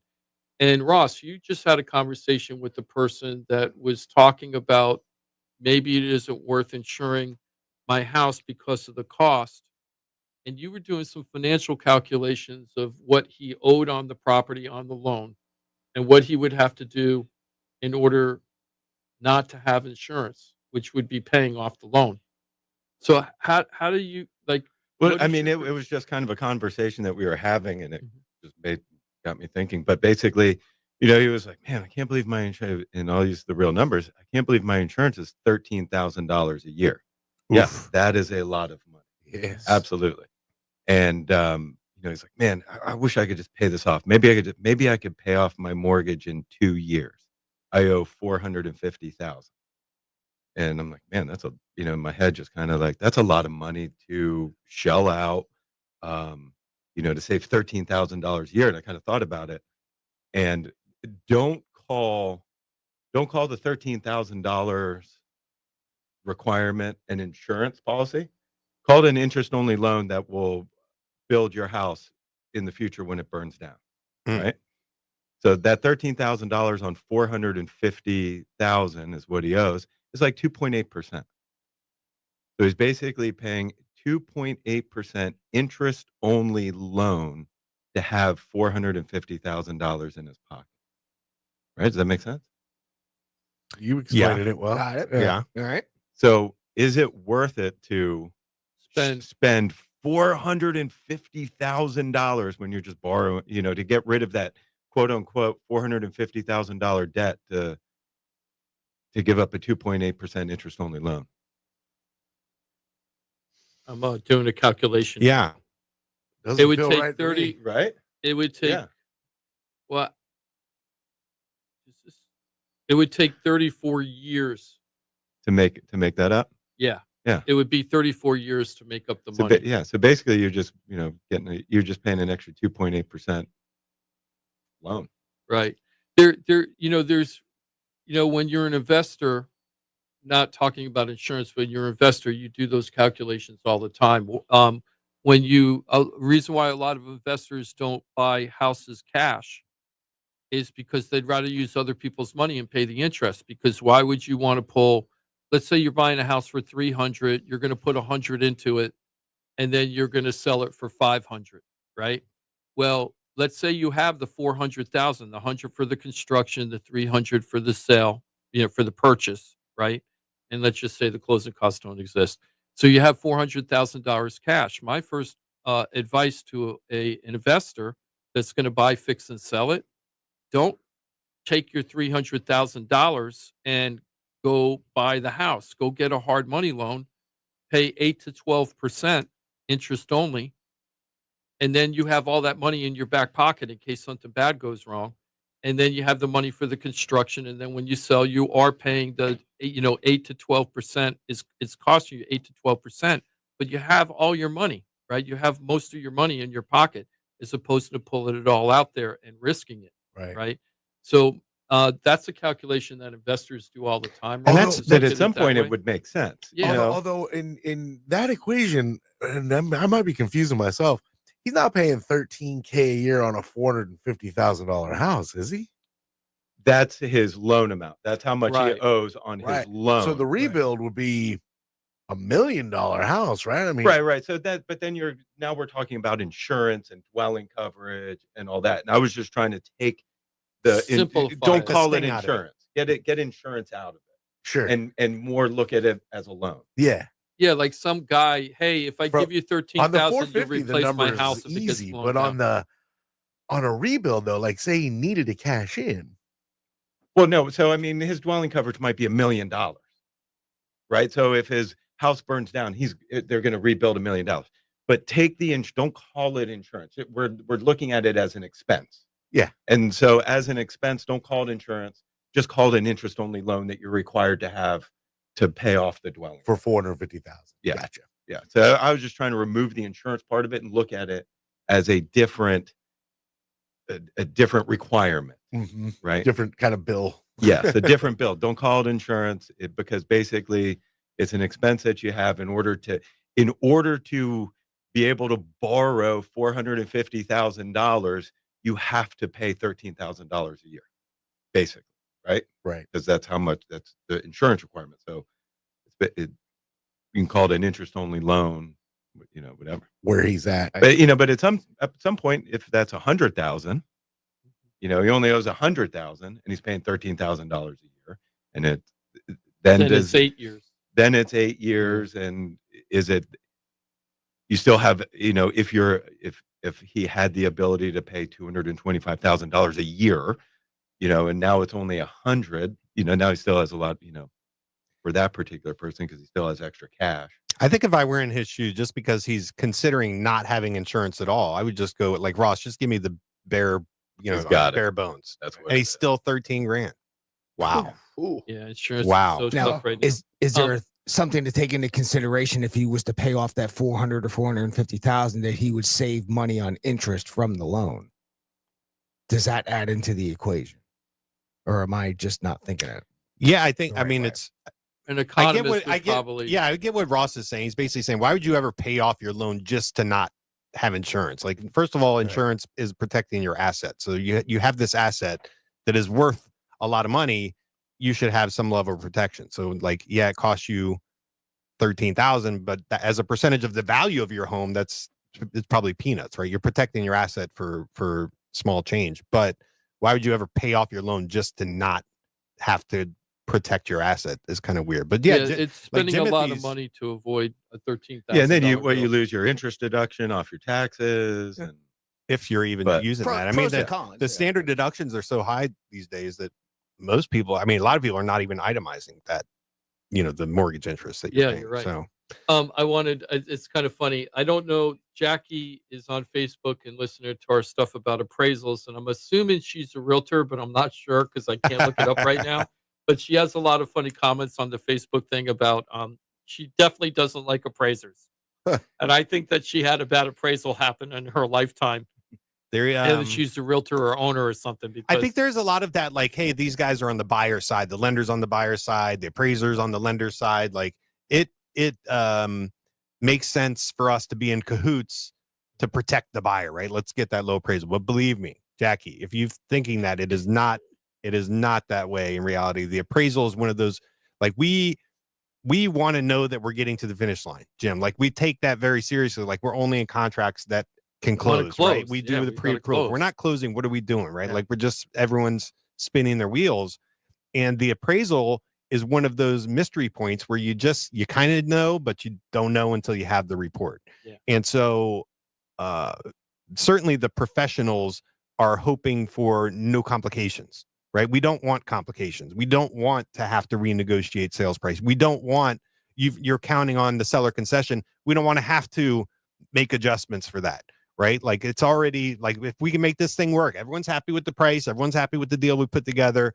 Let's just cross our fingers and hope that appraisal comes in. Mhm. And so it's not something that we're looking forward to to having to deal with, right? I mean, it's a major speed bump, Yeah, potential roadblock. I know it wrecked my day. I spent 3.5, 4 hours yesterday, like, just stopping everything. Oh, like, yeah. everything I was supposed to do, and I had to get this corrected for my. Oh my God. customer. I had one come in. We had a purchase price was 5 something. Mhm. The appraisal came in at 4 something. Oh, And my heart dropped. I said, "Oh my God!" And I know this the appraisal group, and I was like, "How could the agents have been so wrong on this?" I'm looking at the appraisal, I'm like looking back up, what's going on, and then I see it's a different address. It's not our subject property. It's the appraiser uploaded the wrong report to the file, and I was like, "Oh my God, heart attack!" Oh, that's a good one. Yeah. Avoided. that's a good one. I That's a called good the appraiser. I was like, "You trying to kill me? What's going on?" It's like, "What? Yeah, this is the wrong home. one. I Oh, wanted- no, really? 100,000 low." Sorry. Whoopsie. yeah, Jim, did you check the address? Yeah. Did you? yeah, exactly. Yeah, I think I checked the address, Ross. I think I did that. I wanted to go over something with Ross because I was sitting at a dining room table last Friday, a week ago Friday, and shout out to Roberto and Yanelli. Okay. We helped them buy a house with Mike back in 2018. Yep. Really nice home right off of Port St. Lucie Boulevard, the Turnpike. Nice easy commute to get south. 3-bedroom, 2-bath pool home. And now Roberto's leaving for a new job assignment, and he's moving to a different part of Florida, so we got to sell his house. While we were going through the seller disclosure to take the listing, he mentioned to me that he had a claim for hail, and it damaged his roof, and he's already been approved to put the roof on, Ross. And so the claim has been done. He's just waiting for the roof to be put on. So we're going to be able to advertise that the house has a new roof, as we're selling it. But then it occurred to me that we've talked on the show a few times where if you had a previous claim on your home, sometimes the new homeowner is rejected for insurance. And I was wondering if you could go over that again so I can understand that concept again. And do we have to worry, do you think, with this particular deal about that? I don't think you have to worry because it's going to be considered like a wind hail claim, which is more of an act of God as opposed to a water damage claim, which could be faulty pipes or something like that. There's something wrong with the house. So a lot of the times there's some carriers that always look for prior claims if it's the current owners or it's the buyer's claims. There's some carriers that will disregard previous claims. They're good as long as the new insured doesn't have any claims. And then there are some companies that will flat out say, hey, we won't insure a home at all if it's had a claim in the last 5 years. So and that could even happen with those companies. Could it even be where the person that owns the house never filed a claim, but they've only lived there 3 years, and the year before they bought it, the old owner did a claim? I mean, I've never seen that happen. Okay, you haven't seen No, that? I'm just wondering. I'm just no, and I asking. mean, even if it was, it's still the house. Right. No, because we're not talking about current owners. We're talking about the house itself. Okay, So that makes whoever sense. owned it, whatever, if that house had a claim, it's going to show up. Does Citizens have a regulation on that? No. Citizens insurance. So if worse came to worse, you could always go to Citizens Mhm. as a second resort. Right. If you couldn't get the regular And policy. Citizens might be the best. Yeah. You're most competitive by $1,000 anyway. Mm-hmm. Mm-hmm. So, have you seen that happen? Yeah, there's one particular carrier that when you go through all the application, upload all the documents, and at the very end, it says confirm coverage. So you've been quoting these people, and then at the very end, after you get through it, you confirm the coverage, and sometimes it says, sorry. No. Oof. That's interesting, and that's one of the reasons why our team always uses the 4-page seller disclosure. So in the seller disclosure that we use, there's really 2 approved seller disclosure forms. One is a 1-page form. It's very brief. It doesn't go into all the different features of the house, and it gives you the most basic disclosure. And then there's a 4-page disclosure where it goes over every single type of system in the house, the electrical system, the HVAC, whether there were termites or rodents or pesticide, whether you ran a meth lab in the house, if it ever had any of that, or Was it ever asbestos. haunted? Yeah, no, they don't have asked that question. Oh, that's the 5-page report. Yeah, It that's the asks 5-page, you yeah, if that's you've page run a 5. meth lab Cemetery. there. I'm sorry? Like it asks about a meth Oh, lab? yeah, they'll ask if you have methamphetamine, because methamphetamine very toxic, and you could die Don't you if you just move check in a meth. no and move meth on? Yeah, or- I doubt the person that actually has a meth lab is going to be like, yeah, meth lab. Is that an upgrade? Yeah, I wonder what Walter Wright did when he was selling his house, right? What his family did when he was In the selling his moral house. dilemma, I guess I have to check. Yeah, I gotta yeah. check that box. I've You turned got to into be honest. Convicted? Convicted? No. So there's some sort of, I guess you have to assume there's a list. I don't know if it's a blacklist, like a book, where both the house has a claim history and then also the insured have a claim history. There's what's right? called the Central Loss Underwriting Exchange. with all- CLUE. So the Clue. the Nice. Clue report. Ooh. Nice. For both auto and homeowner. And so when you pull a Clue report for auto insurance, it'll show me the prior claims. Oh, it's with the like- person. Yeah. It's like NCIC for crime, Yeah. right? Like it tells you all the crimes that you commit all across the country. It's like the Yeah, it's your NCIC. fingerprints. I had Background there was a check. client one time, he got denied for homeowners because he had a I guess it was a homeowner's claim. It was more like personal injury. He was out in front of his house and got hit by a pack of Wolves? no, a pack of cyclists or something. And it turned in, I guess it was a homeowner's claim, but he was not able to get homeowner insurance because of that claim.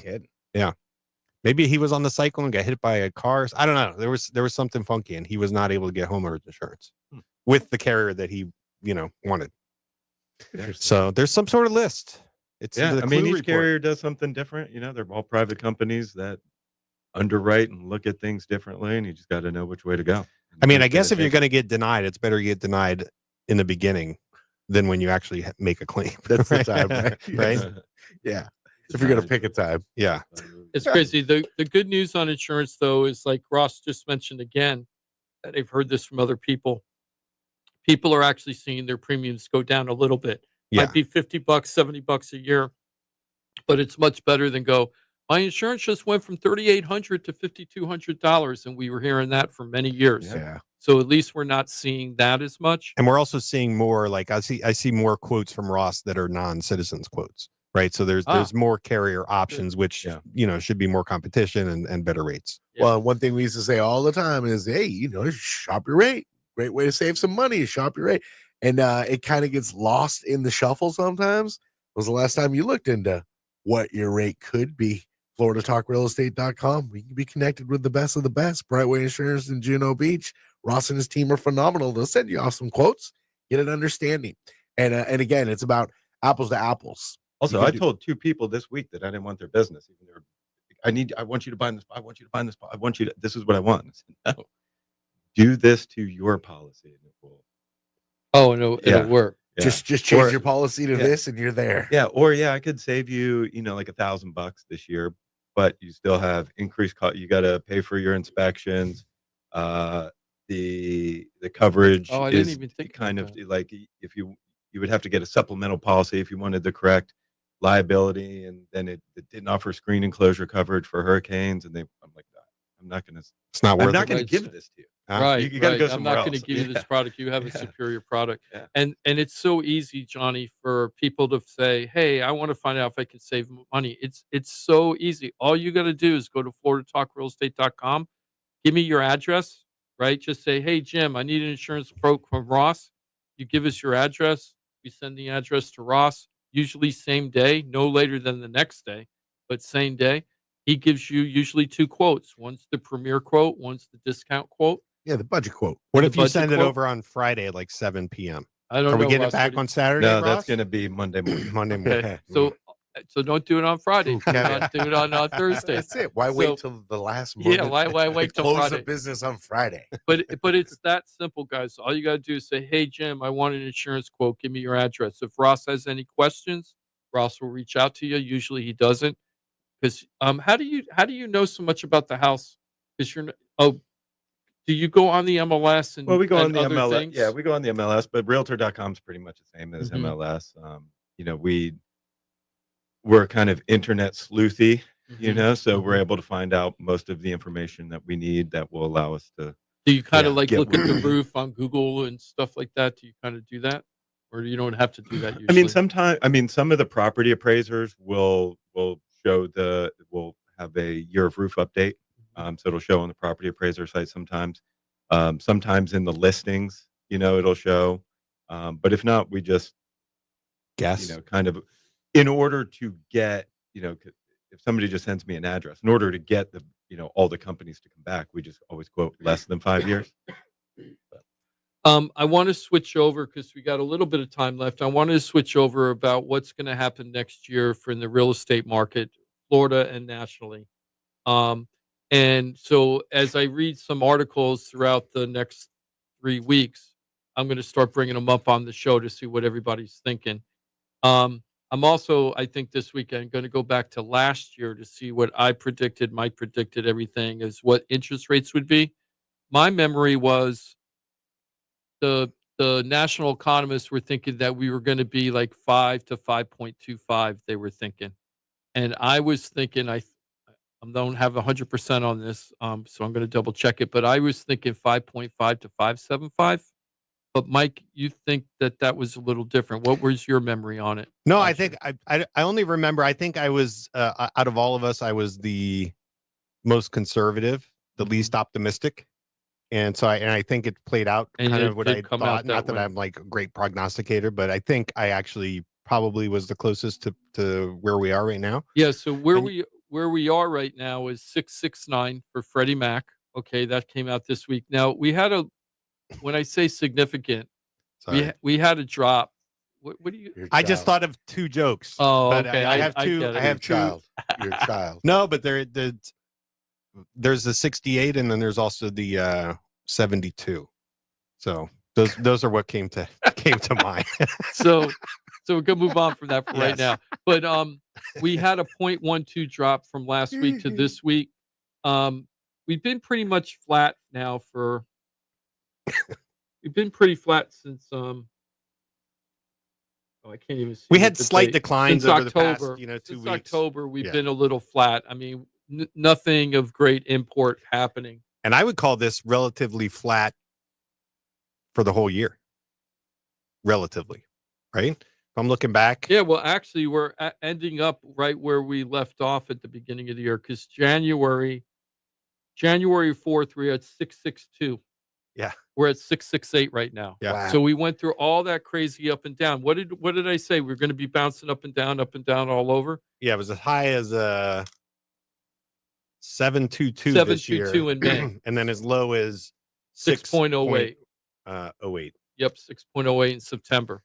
Right So- when the Fed Right, The right. Fed With news- the week the Fed cut the rate was our lowest interest rate for the year, and then Right. we just went up, up, up, up. they up, back up. Right. Mhm. Now, the thing is that so the economists were thinking we were going to be 5 and 5.25. I was like, no way, that's not going to happen. I think maybe 5.5 will be the low. 5.75 is where I think we're going to land. I'm over a point off of where we were, Yeah. so I was way off. And I A think point's a lot. my prediction was like, I think we're going to be pretty much where we are now. I think that's what I said. And maybe and if you did, then you were right on target where we were. So there's a report that came out yesterday from Market Watch, guessing what's going to happen next year with the mortgage rates, and they did it broken down by certain groups, like certain professions that were given the advice. So here's what Market Watch is saying: the 30-year mortgage rate is back at 7%. And the reason why they're saying that, they're not using the Freddie Mac report. They're using like Mortgage Daily Business News report or something like that of the daily interest rates being reported. And they go, but when will the rates fall and by how much if we're at 7% right now? And so they talked to a bunch of experts, and what the biggest concerns about interest rate among these groups right now are future economic policies that might be coming in to the market. So they're very concerned about tariffs. They feel that the tariffs might spike inflation. And if inflation spikes, the Fed is going to have to start raising the rates, which eventually will raise interest rates and keep them higher. And especially if the tariffs or consumer prices go up. If the consumer prices go up, what they're going to want to do is raise the rates to slow down spending, to force the Inflation. manufacturers of Mhm. the stuff to reduce their prices to a more affordable price. So that's the first thing they're worried about. And the second thing they're worried about right now is also Unemployment? the debt. Oh. No, actually debt. They're very worried about our national debt, and they think that debt's going to increase. That to me should lot. be worry number 1A and 1B in every equation when they're trying to predict on what's happening. No, Like but we our- stopped talking about the national Our debt debt's a out long of time ago. control and John. has been Yeah. for decades. Then nobody talks about the national debt, That's you know, wild and to it's, me. I mean, That's the people do biggest talk problem we about, but face. nobody does That's anything. why we have such the Yeah. inflationary issues we're dealing with. And I don't want to hear any of the Reds or Blues point fingers at the other No. side because they're both bad on it. Well, they're Both horrible. bad or horrible on it. Right? They're conservative- both horrible. Conservative politicians don't exist anymore when it comes to fiscal Finances. responsibility. Yeah, Very that's few It true. of doesn't them. exist. Very That's few why I of them, bailed and- from one conservative Mhm. party many years ago because they actually bounced from the conservative side that I cared about. Yeah. Socially, So- stay out of my bedroom. Let's be conservative with our money, y'all. Mhm. There's no What are you doing in there? nobody has a I'll tell you right later. to I stand got a on big house. nobody has a right to stand on their soapbox and say that they're better than the other side when it comes to this issue. They're both really, really bad. They just spend, spend, spend. It's just where they're spending the money. It isn't about cutting back money. It's just like, what group are they going to give it to? Well, at And least that's we really at the least we have difference this between the two this parties. new pseudo department coming in. Yeah, we'll Right. see. I'm see. keeping an open mind on it because if they can shave things, which needs to be done in a way that is You mean productive. recommend? Well, Yeah, well, they're going to recommend, but Yeah. I'm assuming that and You- maybe they'll come up with some good ideas. Because let me tell you, the way it's been running for the last 4 administrations or 5 administrations, that's not the answer. It reminds Right. me. Did you remember that movie with I think was it called Dave? Where the president guy. Yeah, and he came in and he's like, Kevin let's go Kline. through. Kevin Kline. Let's go through the budget. And he's just like going through. Why does the why do we have this much money for this project? And he's like doing at the presidential level what accounting departments do, or what they do at the governmental accounting office. That type of redlining of budget items. But I don't think it really works that way. You can't just go through it and does. strike out. Would be nice So- if it was like a TV. Yellowstone had a very similar episode where John Dutton became the governor of the state. Yeah. And, of course, he's not really a politician. And he goes in and he's got all these people, like the department heads of every part of the state government. And just to cut through the story real quick, he ends up firing all. Yeah, of them. you're all He turn- fired. He turns around and says, "I think we just saved like so many billions of dollars." Just Mhm. like that. I wish it was that simple Yeah. though. That's nice Yeah, for wouldn't it be TV, nice? but Oh, it it's doesn't such a work like that in fantasy the real world. world. I Yeah. know. It's Oh, just that's so fun it makes make-believe. you feel good. It makes you feel good watching that, Right. but in real life, it wouldn't work out that way, unfortunately. So let's go through the different groups and see what they're predicting for interest rates. So the question is that Market Watch is asking, and this should be something that buyers and sellers should be really listening close to. The question is, will mortgage rates fall below 6% in 2025? By the end or at any point? Any point in 2025, are mortgage rates going to fall below 6%? And we're just talking about Freddie's weekly report, right? Because if you just say mortgage Well, rates, not necessarily, because the headline, the first sentence is the 30-year mortgage rate is back at 7%, and it was 2 days ago. The article was 2 days ago. okay. So 7% isn't the Freddie Mac report. Maybe it's for- more like the real life, what's happening in real life. Why don't we say, for our purposes of the prediction, that we have to have a benchmark? Why don't we use our benchmark, the Freddie report? So is Freddie at any point in 2025 Well, but going that to be isn't below? that isn't the survey that these groups got. So they're basing it on what they think is going to happen to interest rates in 2025, not what Freddie Mac is doing, but with the real interest rate. Hmm. You know what I mean? Okay. So Realtor.com. What do you think the people in Realtor.com think the interest rates will be for 2025? Like the average. I What do should we say think they think? average. What do we think they think? Who is this? The realtor? Realtor.com. I They're- think they're they're going to rosy. predict, below 6. Yeah. High they're fives. rosy. High Yeah. fives. 6.25. Below. Yep. Yeah, I think they all think that it'll be lower. Yep. Lower than what? 6. Lower than 6? Mhm. 6.3%. Wow. Realtor.com. Okay.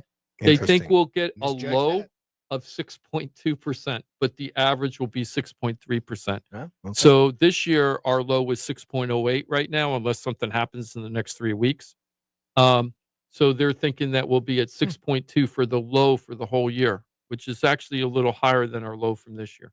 So that's what that's their concerns, is how Trump's policies will impact the U.S. economy and could affect the direction of mortgage rates. If the markets expect the administration's policy to push up inflation, they expect the Federal Reserve to hold interest rates higher to address consumer prices, which in turn affects the 10-year Treasury notes. So they're betting that it's going to be 6.3. And just so you know, the new administration, Trump's administration, is predicting that interest rates are going to drop by 2 or 3%. They're going to drop 2 or 3%. So if we're at 6.68, they think we're going to be in the 4s, Oh, right? So that's what they're projecting. Now, that should bring home values down. if that happened, right, that's just going to make houses even more affordable. Yep. Less. I got to affordable. tell you, we're in a really rough situation with housing, because either you have affordability issues for the buyer, or the sellers are going to have to take a bit of a haircut from super high appreciation that happened over time. There will And also- neither side is happy with the other side, what the other side wants. But existing Right. Market, any homeowners, market. anyone who's bought in the past, 2 years, if rates really get down into the 4s, will be taking hard looks at refinances. Oh, Yeah, big right. time. Exactly. So, Um, there's that potential. I don't know if that's good or bad. Like, So Great for them. Realtor.com Yeah. is 6.3. So now they picked out one of the MLSs. It's one of the larger MLS groups in the country. A lot of people don't know MLS isn't a uniform company that does multiple listing service for every area in the country. They're all independently operated, like franchises almost. So there's a couple of dozen MLSs just in Florida, right? Yeah. So this larger It's good MLS fun, group, baby. what do you think they're predicting for 2025? 6.3. Yeah, right. 6.1. Let's say below 6 again. I'm gonna stick with my 6.25. You're kind of right, Ross. They're predicting 6.4% average, and that the low will be 6.25. Okay. Okay, so that's the MLS. Now Fannie Mae. So they pretty Okay, much called here it 6.3. I'm sorry. Yep. So Yeah. we have a 6.3 and a 6.4. Fannie Mae. What do you think Fannie Mae's thinking for next year? 6.3. 6.4 with a low of 6.3. So you're kind of right too, Mike, for Fannie Mae. and then after 2025, Oh, even further. the National Association of Realtors is saying that they expected to be at 6% or higher in 2026. Okay, so why am I bringing this up? It's just more prognostication that we're going to get more of these reports as we get closer to the year. But what I'm also trying to show is that anybody waiting for a 5 in front of the, an interest rate of 5, Or 4. well, 4, yeah.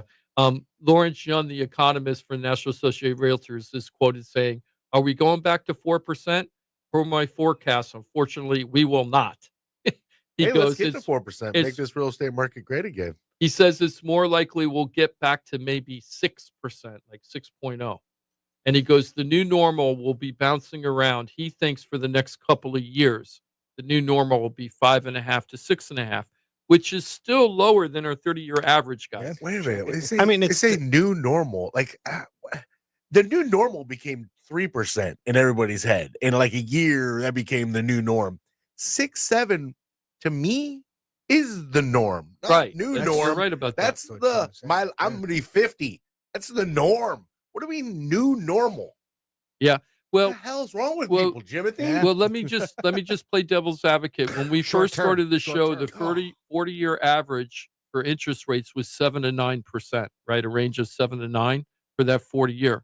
But then when we got those really low interest rates during COVID, which only lasted like 18 months. And it's right? nothing that anybody should have ever got used to. This is a Right. So fleeting that's not a situation. normal. That was an No. outlier. But Total if you outlier. add that into the average and you reduce it to 30 years instead of 40 years, instead of 7 to 9, we're 7 to 8.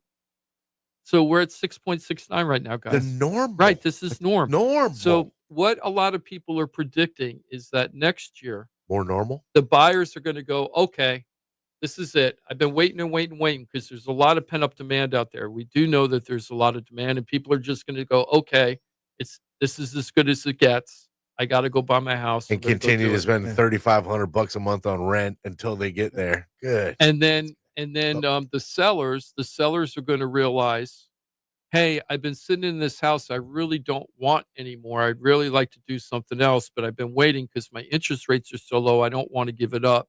And then they're going to realize the interest rates aren't going to get any better for them. And they're finally going to have to say, okay, it's time for me to move. I'm not waiting for the interest rates. So they think this year, 2025, is going to be that year. And they're actually expecting to see sales to be more robust than this year, but not prices. They're not expecting prices to go up dramatically. Or like come they've down been dramatically. saying. If that Or demand, come down. They're not actually expecting them to come down either. And the buyers have to listen to that too. but if Now, that I'm not- demand goes up, though, I'm sorry. if Yeah. that demand goes up as Yep. much as they think, that's going to probably or could possibly raise the prices because Yes, it could. And the other things that are a factor is inventory. Inventory is growing a Right. lot. When we started talking about True. inventory, I know we only got like 30 seconds, but when we started talking about inventory on our show, the average inventory for the realtors for the MLS was about 44,000 properties on the market for residential. Now we're up to 55,000 properties on the market for residential. So we've seen it increase by 20% just from us doing that weekly report as to what's going on. So if the inventory keeps increasing, the prices will not go up as much Yeah, as that'll help. people That'll would help think. That will balance that offset out. some of the. Mhm. Yeah, So yeah. we'll continue to make predictions here through the end of December. Yeah, for the next 3 weeks, we're Yeah. going to figure out, and then at the end, we're going to stamp our approval on some ideas, and then we'll see what happens next. Beautiful. Time capsule, bury it in the parking lot. Absolutely. Yep. It is officially time for us to tie a bow on a Saturday. Thanks for being with us, Florida Talk Real Estate, every Saturday for 2 hours of infotainment. Always remember, you got lots to consume on the YouTube page, including these streams and Facebook as well. But Florida Talk Real Estate is a .com. Your access to the entire team, the one-stop real estate shop that is FloridaTalkRealEstate.com. Know it, use it, love it, share it. You can change lives, including your own, at Florida Talk.